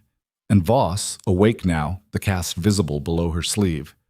Ashworth opened the debrief with the standard elements, mission objectives, timeline, outcomes, and then departed from standard approximately 7 minutes in. The Avalanche event at Ghostfang Pass, he said. Commander Reed, at 11:47 you transmitted a declaration of KYA for your chief medic, Sergeant First Class Ava Cross. Yes, sir, Reed said. On what basis? Non-response on radio. Last known position in the deposition zone of a significant slab avalanche. Estimated burial depth based on the debris field. No surface indicators of survival. He paused. The decision was consistent with available information. Ashworth looked at Reed for a moment, then at Ava. Sergeant Cross, at 11:47 you were under approximately 10 feet of avalanche debris. Yes, sir? You emerged approximately 90 minutes later, closer to 70 minutes. And then you followed the team's route through a developing Category 3 Arctic storm and engaged an elevated sniper threat with a pistol at 80 meters. The room was quiet. Ashworth let the silence do work. Yes, sir, she said. Walk me through this pistol shot. I identified an elevated threat on the eastern rock face. Sniper, prone, with an unobstructed angle on Commander Reed's position. The team was focused on the ground-level contact. I had a sidearm and a sight line. She paused. So I shot. At 80 meters, in a blizzard. The target was the rifle, not the shooter. Larger surface area. She met his gaze. It was the best available option. Ashworth leaned back slightly. Most people with combat pistol training, even advanced training, would not take that shot. Most people, she said, haven't had the training I had. The room shifted. Not noisily, but perceptibly. She felt Holloway and Winters and Reed all doing a version of the same recalibration, even those who'd already heard pieces of it. Ashworth picked up a folder from the table. She recognized it, the physical thickness of it, the way he held it, the way he set it down again without opening it. Your service jacket, he said. Yes, sir. 11 years, combat medical experience in 4 theaters, 2 cold weather rotations. Before that, he paused. Before that, there's a gap. 4 years, administratively accounted for, with designations that don't correspond to any unit in the standard order of battle. No, sir, she said. They don't. Are you going to tell me what they correspond to? She looked at him steadily. With respect, Colonel, that depends on your clearance level and whether you've submitted the right request to the right office. The room was very quiet. Ashworth looked at her for a long moment. Something moved in his face that wasn't displeasure. She'd spent enough time in rooms with senior officers to distinguish displeasure from other things. And this was something else. I have submitted that request, he said. I expect a response in the next 48 hours. Then you'll have your answer in 48 hours, she said. He held her gaze. Then he made a note on the paper in front of him, which she couldn't read from her position, and moved on. The debrief continued for another 90 minutes. The Ghostfang crossing decision. Reed answered those questions with the direct acceptance of responsibility she'd predicted, not making excuses, not over-explaining, stating what had happened and what he'd done and accepting the weight of both. It was the hardest part of the debrief to watch, not because she wanted him to suffer through it, but because suffering through it accurately was the only version of it that was honest. Salas documented everything. Winters gave a detailed account of the November 4 operation that was precise and complete and credited the medical assessment and tactical input that had shaped the breach plan without making it dramatic. When it was Holloway's turn to add to the record, he said something she hadn't expected. I want to state for the record, he said, with the deliberate care of someone who'd decided in advance that he was going to say exactly this, that I dismissed Sergeant Cross's concerns about the snowpack instability at Ghostfang Pass prior to the Avalanche event. She identified warning signs and communicated them through proper channels. Those concerns were not acted on. He paused. That's on me as much as it's on the commander. I want that in the record. A silence. Ava looked at the table. Ashworth wrote something. Thank you, Sergeant Holloway, he said, in the tone of a man who had heard many debriefs and recognized when someone was doing something that was harder than it looked. Ashworth found her after the debrief outside the operations center in the gray afternoon light of a post-storm Arctic day. The sky had cleared to a pale, hard blue, the kind of blue that only appeared after a major weather system had wrung itself out over a landscape, and the FOB was doing the complex, organized work of post-operation processing. He stood beside her and looked at the same sky. "The woman in the shelter," he said. "Sokolova." She submitted a preliminary statement to the aviation medical team during the flight out. Ava waited. She described the treatment she received as... He paused. "She's a scientist. She doesn't use imprecise language. She said it was, quote, a clinical performance under adverse conditions that exceeded what she understood to be the scope of a standard combat medic's training and capability. Dr. Sokolova is generous.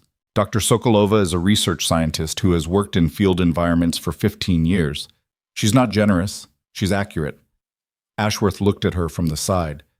"Do you understand what the totality of what you did in the last 24 hours represents?" "I did my job," she said. "You did several jobs, some of which you're not officially designated to do." His voice carried something that was not criticism. She looked at the sky. "The designations I'm not officially carrying anymore don't stop being true. If I had skills and a person in front of me who needed them, I wasn't going to pretend otherwise." "No," Ashworth said. "I don't suppose you were." He was quiet for a moment. "The clearance request I submitted. When the response comes back..." He paused. "I want to talk to you about what happens next." She looked at him. "Informally," he said, "not as a debrief. As a conversation about whether the position you're currently in is the best use of what you're capable of." She held his gaze. He was not a man who wasted words, and what you're capable of was doing a lot of work in that sentence, work that implied he already had a rough idea of what the clearance request would come back showing. "I'll have that conversation," she said. He nodded once. 48 hours, he said, and walked back inside. She stood in the cold for a while longer. The afternoon light was clear and flat and honest, the way Arctic light was after a storm. No atmosphere left to soften anything, every edge sharp and present, the landscape exactly what it was and nothing else.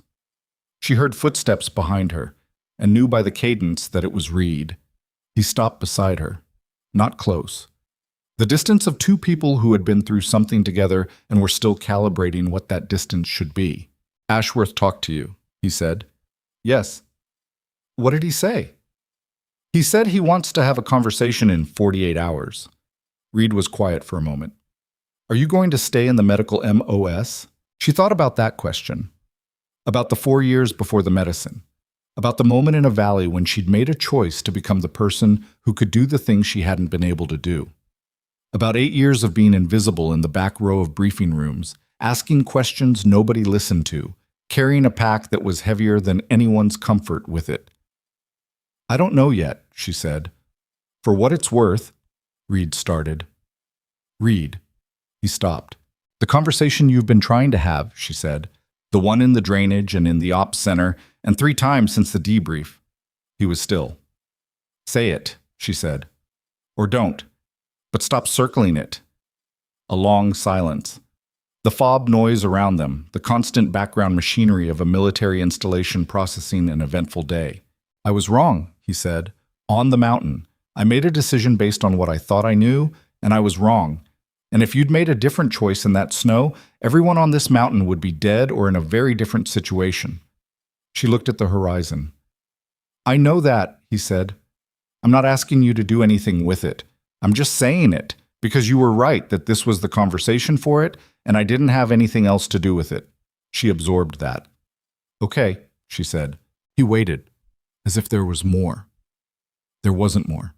She'd heard it. She'd let it land where it needed to land, and it had landed. And there was nothing to add to it, and nothing to subtract from it, and nothing else required. "Okay," he said, after a moment. They stood in the cold light for another minute, neither speaking, the space between them neither comfortable nor uncomfortable, but something more honest than either. Then she went inside. Pruitt was waiting with the afternoon rewarming treatment and a look that said he had known she would be late and had prepared for it. and she sat in the chair and gave him her hand and let him do his work. Through the window of the medical module, the afternoon light was going. That fast, hard Arctic dusk that arrived without the temperate zone's warning, the sky moving from pale blue to deep violet in the space of 20 minutes. She watched it change. Her left hand ached steadily in the warm water. Somewhere in the surgical bay down the hall, Briggs was sleeping. Somewhere in the secure communications room, a clearance request was moving through channels toward a response that would come back in 48 hours and would open a conversation that she hadn't decided the outcome of yet. She looked at her hands, both of them, they had done what was needed. They would heal, to whatever degree they healed, and whatever Ashworth's conversation looked like, and whatever Reed's reckoning looked like, and whatever any of it looked like in the light of a normal day when this mountain was a memory, she would still be the person who had dug up through 10 feet of snow and followed the tracks of a team that had left her behind. That was hers. Nobody could debrief it away. Pruitt changed the water temperature and said nothing, and the dust came down outside the window, and the FOB hummed around her with the specific energy of a place where people were alive who had come close to not being. That was enough for today. The 48 hours Ashworth had promised stretched into 54, which was not unusual for clearance requests moving through the kind of channels that cross-reference sealed records with active classifications and required sign-off from people who were themselves hard to reach. Ava spent that time in the medical module being treated and monitored and eating actual food at regular intervals, which felt strange after the compression of the previous 2 days. The left hand's frostbite was responding to treatment. The 2 affected fingers had moved through the ugly, blistering phase that Pruitt had warned her about, and were now in the slower, less dramatic phase of tissue evaluation, where the question of permanent damage was being answered day by day in increments too small to measure directly. She didn't ask Pruitt what he thought the outcome would be. He didn't offer it. They had established a working relationship built on him doing his job and her not arguing about it, and within those parameters, they got along fine. Briggs was moved to a recovery bay on the second day and immediately began lobbying to be discharged, which Pruitt also refused with the same diplomatic firmness he'd applied to Ava, and which Briggs accepted with considerably less grace. She visited him twice and told him both times to stop arguing with Pruitt. And he said he wasn't arguing, he was negotiating, and she told him that was the same thing in a medical context, and he should sleep. Marsh was on a medical transport to a proper surgical facility within 18 hours of arrival. The fasciotomy closure had held, the femur fracture was stable, but the level of orthopedic care she needed was beyond FOB Carver's capability. She left with a look on her face that was partly medication and partly something harder to name, the expression of a person who had been carried through something and was still sorting out what that meant. She didn't say anything to Ava before the transport. She didn't need to. The fasciotomy incisions on her thigh said everything, in the specific language of scars that would be there for the rest of her life. Voss came by the medical module on the second morning and sat with Ava for an hour without a specific agenda, which was its own kind of communication. The broken arm had been properly set and casted, and Voss was on light duty and clearly did not know what to do with light duty in an active forward outpost, so she sat in the chair beside Ava's cot and talked about things that were not the mission. Her family in rural Oregon, a dog she'd had in childhood named Sargent, who had lived 17 years and been present for approximately every significant event of her early life. The way the Arctic light after the storm had a quality she'd never seen anywhere else. Ava listened to all of it. She was good at listening, and Voss needed to talk. And the combination worked. At one point, Voss said, without particular preamble, "I used to think being small in a unit meant you had to be twice as loud to get taken seriously." "A lot of people think that," Ava said. "You're not loud." "No." Voss turned her coffee cup in her good hand. "How do you make people listen then?" Ava thought about that honestly. "You don't make them listen. You do the work, and the work speaks. And you accept that some people will hear it, and some won't, and you can't control which is which." She paused. "And you stay anyway, even when they don't listen, especially then." Voss was quiet for a moment. "That sounds hard." "It is," Ava said. "It's also the only version that's worth anything." Voss looked at her. "Is that what you were doing on Ghost Fang? Staying anyway?" Ava looked at her hands. Right hand functional, left hand wrapped, both of them present and accounted for. I was doing what needed doing, she said. The rest of it I sorted out later. Oop. Ashworth's response came at 1400 on the third day, and it came not as a summons to the operations center, but as a knock on the medical module door and Ashworth himself stepping inside, which told her something about how he chose to conduct the conversation he'd promised. He pulled the same supply crate he'd sat on before. She realized it was the same one. He'd carried it from the operations center, which was a detail that said something about him, and sat at her level. The clearance response came this morning, he said. She waited. 4 years. Special Operations Reconnaissance, Arctic and Mountain Warfare Specialization. Advanced Marksmanship, both platforms. Close Quarters Certified. 3 operational deployments in that capacity, 2 of which, he paused, 2 of which carry classifications that still aren't accessible to my clearance level.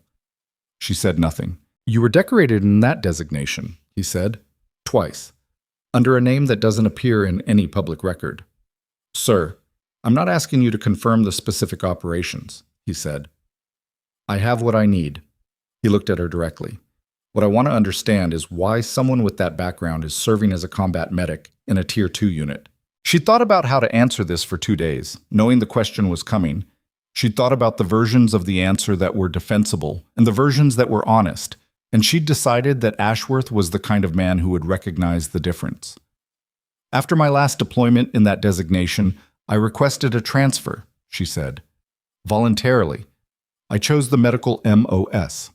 Why? I told you some of it. A man in my element bled out in a valley I couldn't get a medic into. She looked at her hands. But that was the specific reason. The general reason is that I was good at the work, and the work was important, and I didn't need a different position title to know that. For 8 years, Ashworth said. For 8 years. He was quiet for a moment. Did you choose assignments that kept you in the back row deliberately? The question landed with precision. She looked at him. I chose assignments where I could be useful, she said. That's not what I asked. A pause. Yes, she said. Some of it was deliberate. Why? She thought about the briefing room, the back row, the specific quality of invisibility she'd cultivated over 8 years. Not hiding exactly, but not announcing either. The back row where she could watch every face, and nobody was watching hers. Because I'd spent 4 years being very visible in a specific way, she said, and I needed a few years of being less visible. Ashworth absorbed that. And then? And then a few years became 8 years, and I was doing work that mattered, and she paused. I didn't need to be seen to know what I was doing. He looked at her for a long moment. Cross, the question I want to ask you, the reason I've been waiting 3 days to have this conversation is whether staying in the back row is still what you want. She looked at the window. The Arctic light outside was the same hard, flat honesty it had been since the storm broke. Nothing softened, everything exactly what it was. What are you offering? She said. I'm not offering anything yet, he said.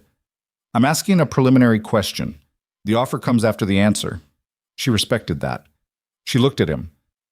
I don't know, she said. That's an honest answer. That's the right answer for right now, he said. You've been awake for most of 3 days, and your hand is in various stages of healing, and you've been through something that would take most people considerably longer to process.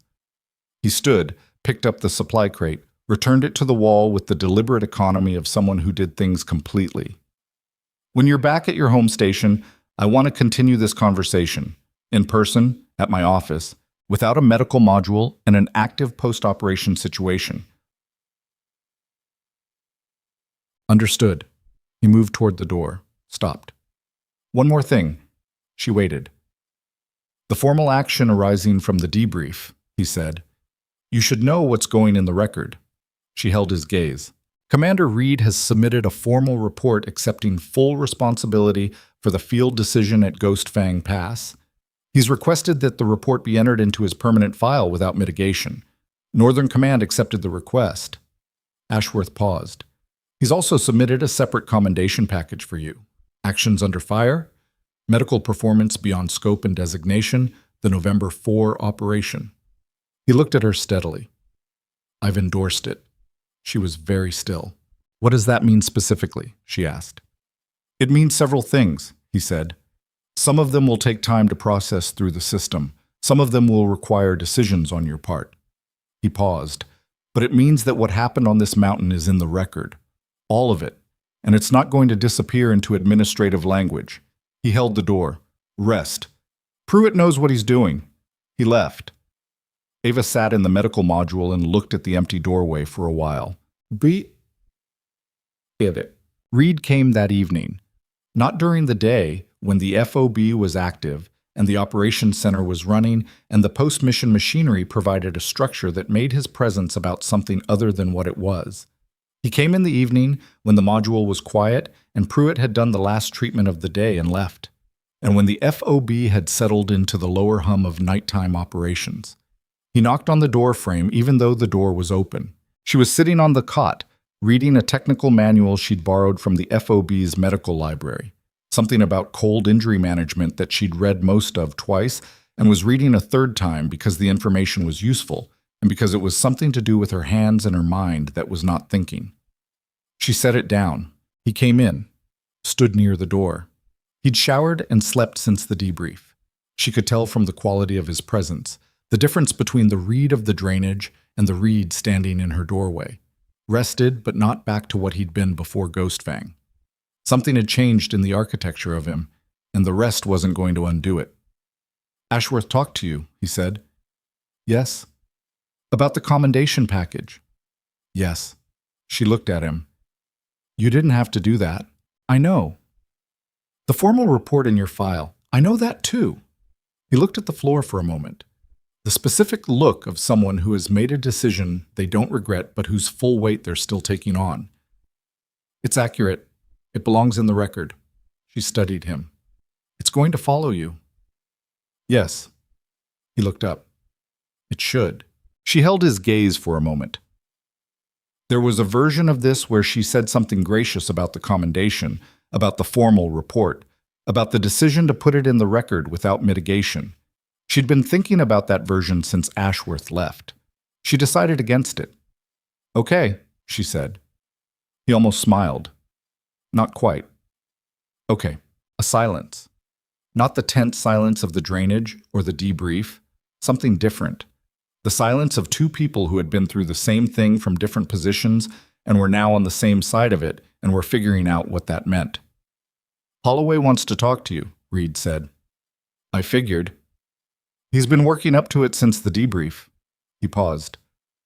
He's not good at the talking about it part. I've noticed. Neither am I, for what it's worth. You've been doing all right, she said. He looked at her. Something shifted in his face, not the complicated look of the last 3 days, something simpler. The look of a man who had said what needed saying and received what was given in return and could stand in the space of that. When you talk to Ashworth again, he said, whatever you decide, I want you to know that if you stay in the medical MOS, you're not wasted there. But if you don't stay, he paused. I don't think the back row is where you were supposed to be long term. She looked at him for a moment.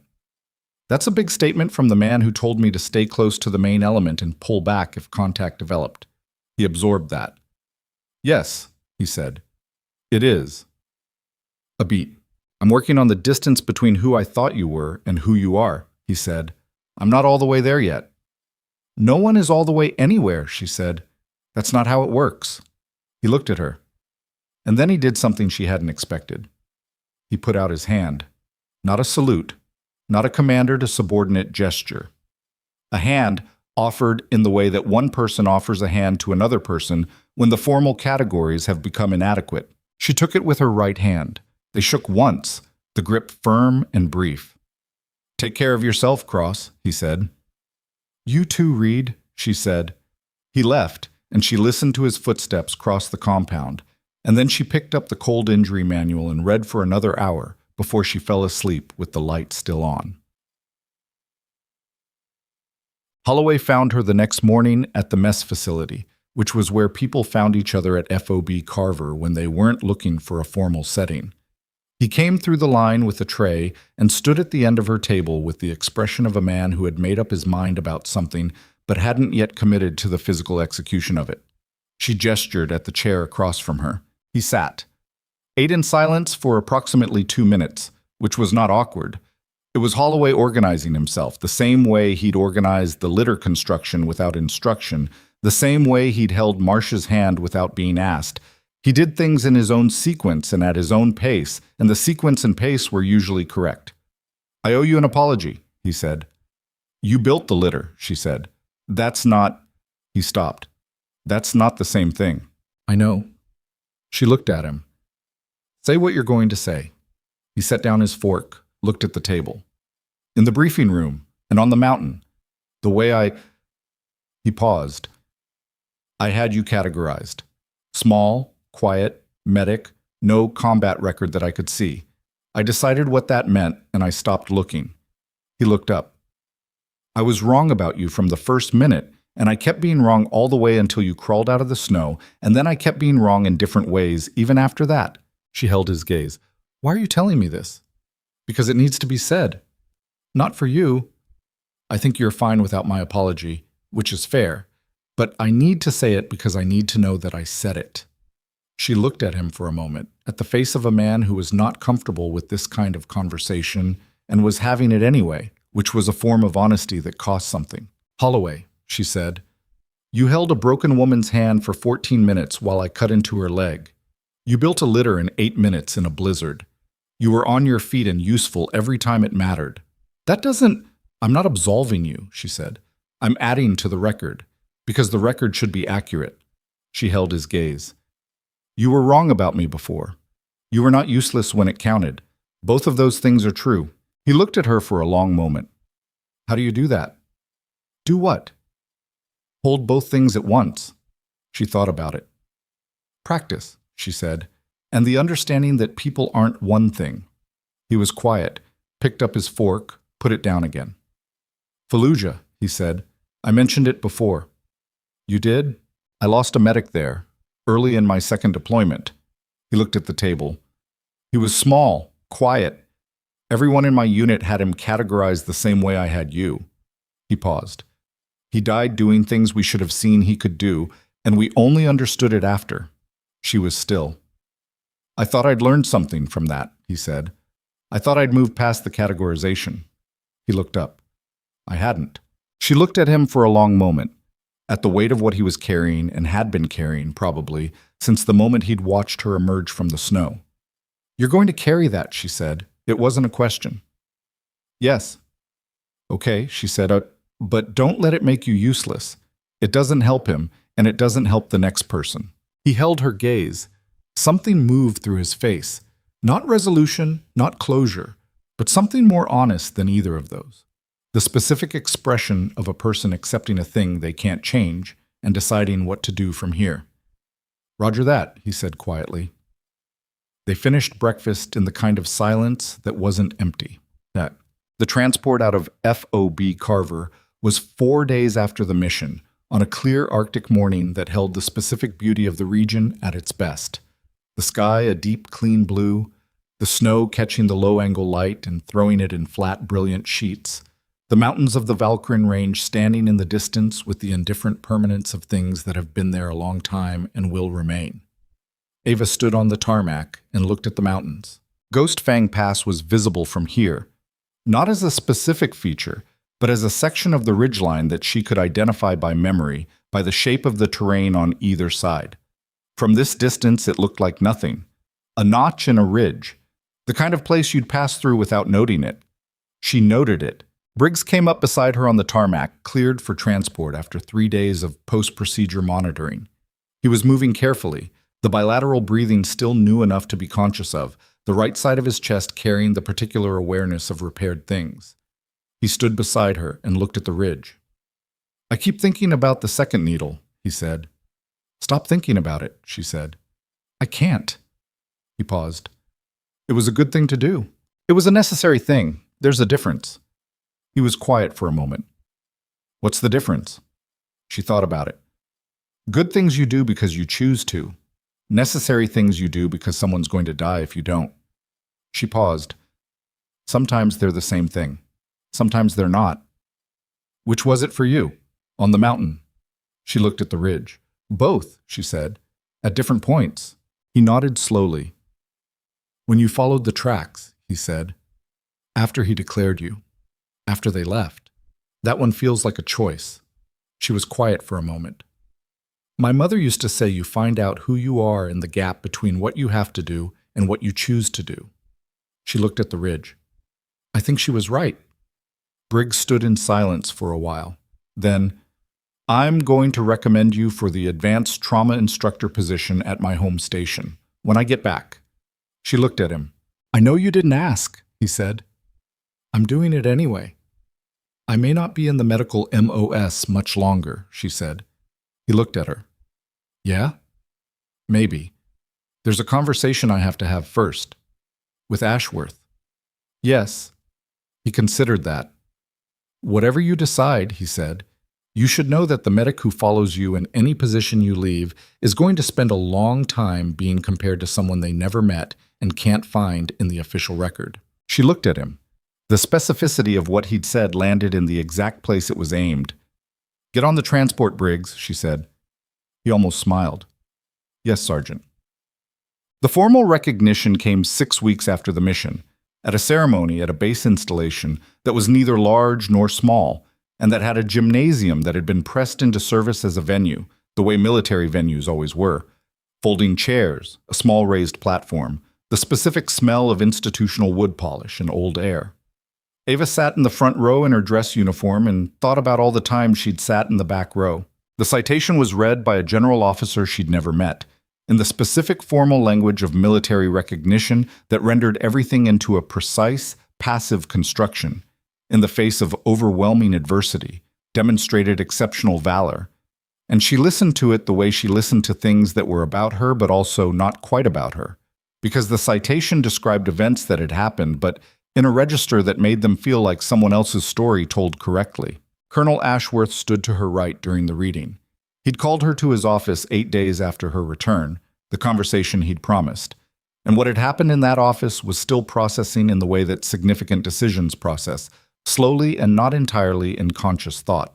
She had not said yes, and she had not said no. She had said she needed to know what yes would actually mean in practice, and Ashworth had spent 3 hours telling her, in the specific and detailed way of someone who had already thought about the answer to that question before he asked it. She had said she would give him an answer in 2 weeks. The 2 weeks were almost up. The medal was pinned to her dress uniform by the general officer with the careful hands of someone who understood the weight of the gesture. She stood at attention and received it and looked at the point on the wall above the assembled chairs that military personnel learned to look at during ceremonies. The specific focal point that reads as presence without reading as expression. After the ceremony, in the reception that followed, she was approached by people she'd never met who had apparently decided they knew something about her, which was the specific social phenomenon of recognition that she found most difficult to navigate. She moved through it with the careful economy of someone who had not practiced this particular skill and was doing it unrehearsed. Voss found her near the back of the room, which was where Ava had drifted because old habits were old habits. Voss's arm was out of the cast, in the physical therapy phase that was going well. She moved it with the careful, deliberate range of someone rebuilding trust with a repaired thing. You went to the back, Voss said. I always go to the back. You don't have to anymore. Ava looked at her. The back is where you can see everyone's face.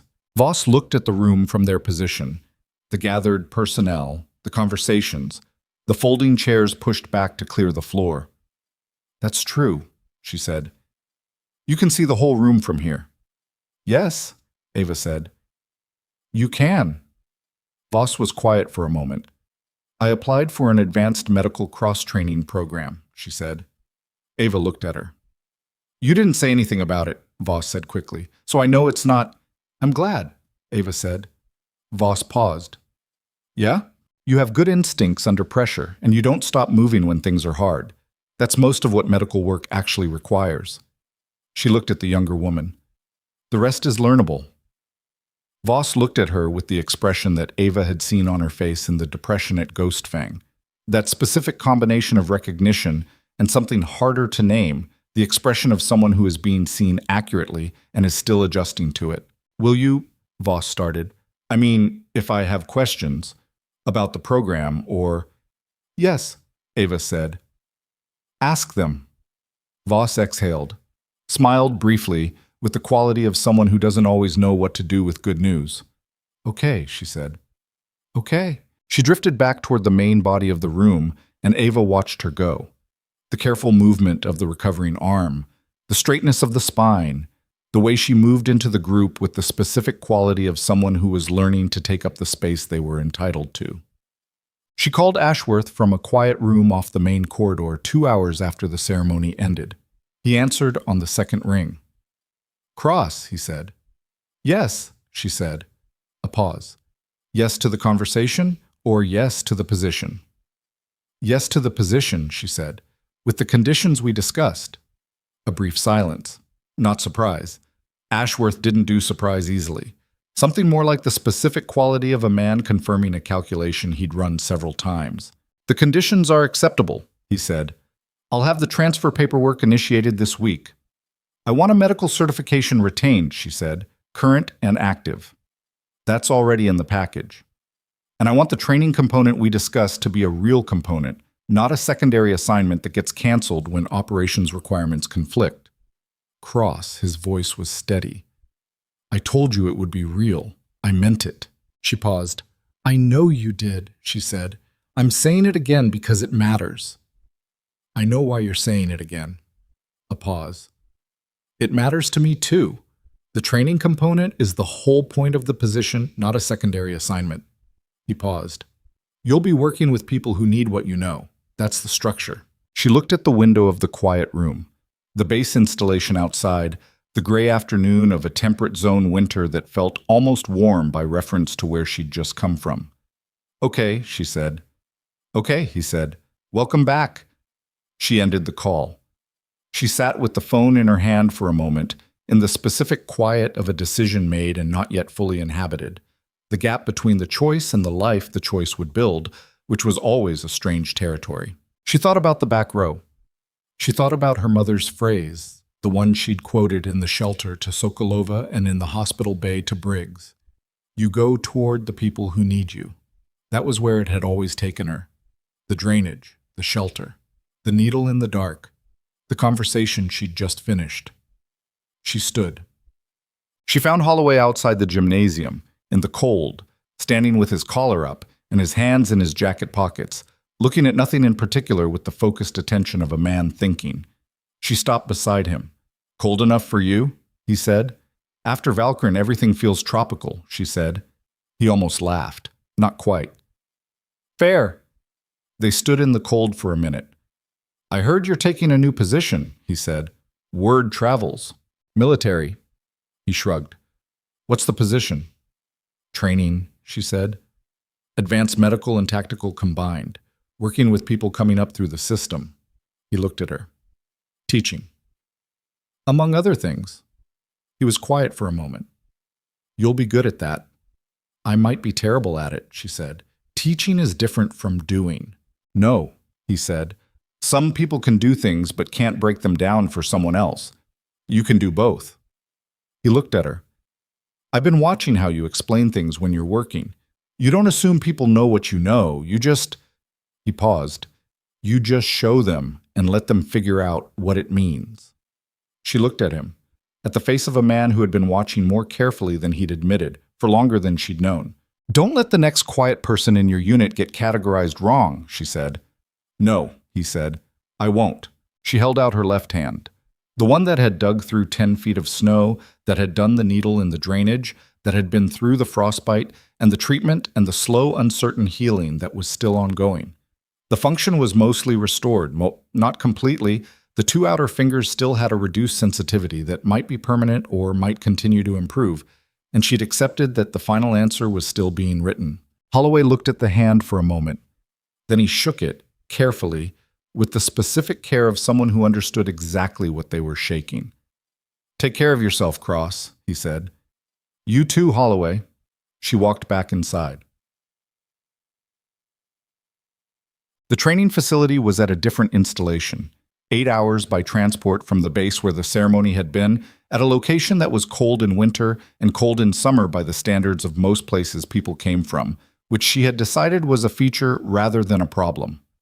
She arrived in January with 2 bags, a service record that looked different than it had 3 months ago, and a partially restored left hand that she was still calibrating. The facility ran 12-week cohorts of advanced trainees, soldiers cross-training into medical, medical cross-training into tactical, the specific and difficult population of people who were trying to become capable in a domain that didn't come naturally to them yet.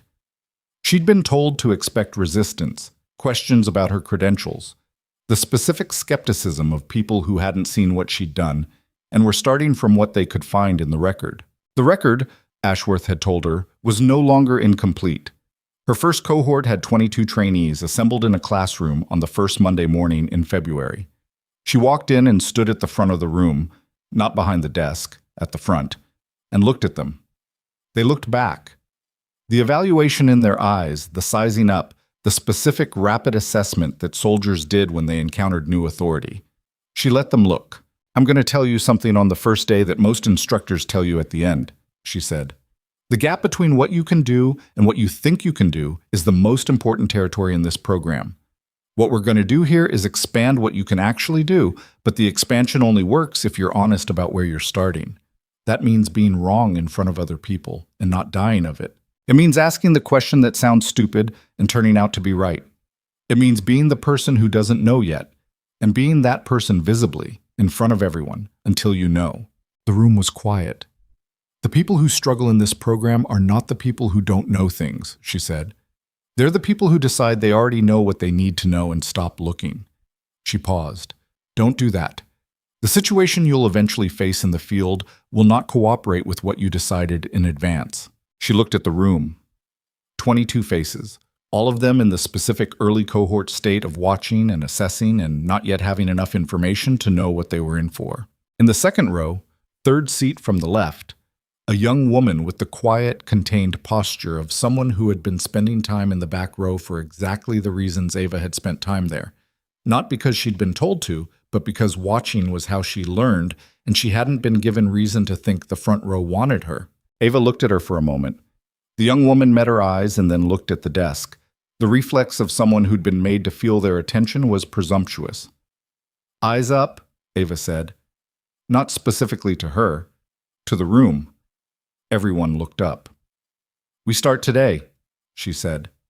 She opened the first lesson.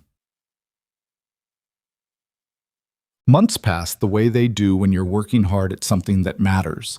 Not quickly and not slowly, but in the particular texture of days where you fall asleep having used yourself up and wake up with more to do, and the more is something you want rather than something you're obligated toward. The training facility in winter became the training facility in spring, which meant the snow on the exercise grounds became mud, and the mud was its own kind of teacher. The first cohort finished in March. The second cohort started in April. The young woman from the second row, third seat, had a name, Specialist Dana Reinhold, and the name became known to Ava in the way that certain trainees' names become known.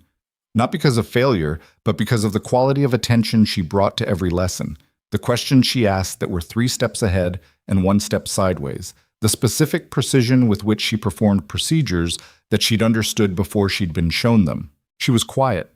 She sat where she could see the whole room. She reminded Ava of someone. At the end of the first cohort cycle, Ava kept Reinhold after the final assessment for the 5-minute conversation that instructors have with students who've distinguished themselves, not to celebrate because celebration made it about the past, but to establish the forward vector. "You know you've got a range of capability that's wider than the standard track we'll use," Ava said. Reinhold looked at the table. "I don't want to say that about myself." "I know." Ava looked at her. "I'm saying it. You don't have to." Reinhold was quiet for a moment. "What do you do with it?" "You go where it's needed," Ava said, "and you stay there even when the people around you haven't figured out yet why you're there." She paused. "They'll figure it out eventually." Reinhold looked at her, the young, serious face of someone who was putting something together that had been in pieces. "How long did it take?" Reinhold asked. Ava thought about a briefing room with burned coffee and wet gear, a back row, a map with Ghost Fang Pass marked on it, and a question she'd asked that nobody had listened to. "Long enough," she said. Reinhold nodded once. "Don't wait as long as I did," Ava said. "Move sooner. Speak sooner. You don't have to earn the right to take up space. You already have it." Reinhold was quiet for a long moment. Then she said, "How do you know? When you're starting, how do you know you belong in the front of the room?" Ava looked at her, at the face of every young, quiet, capable person who had ever sat in the back row because no one had told them they didn't have to. "You don't know at first," Ava said. "You just go anyway. That's the whole thing. You go anyway and you let the going make it true." Reinhold held her gaze for a moment. Then she nodded, picked up her gear, and walked out of the room. Not toward the back of the building, where the exit was closer, but through the front, the long way around, which was not the efficient route and was exactly the right one. Ava watched her go.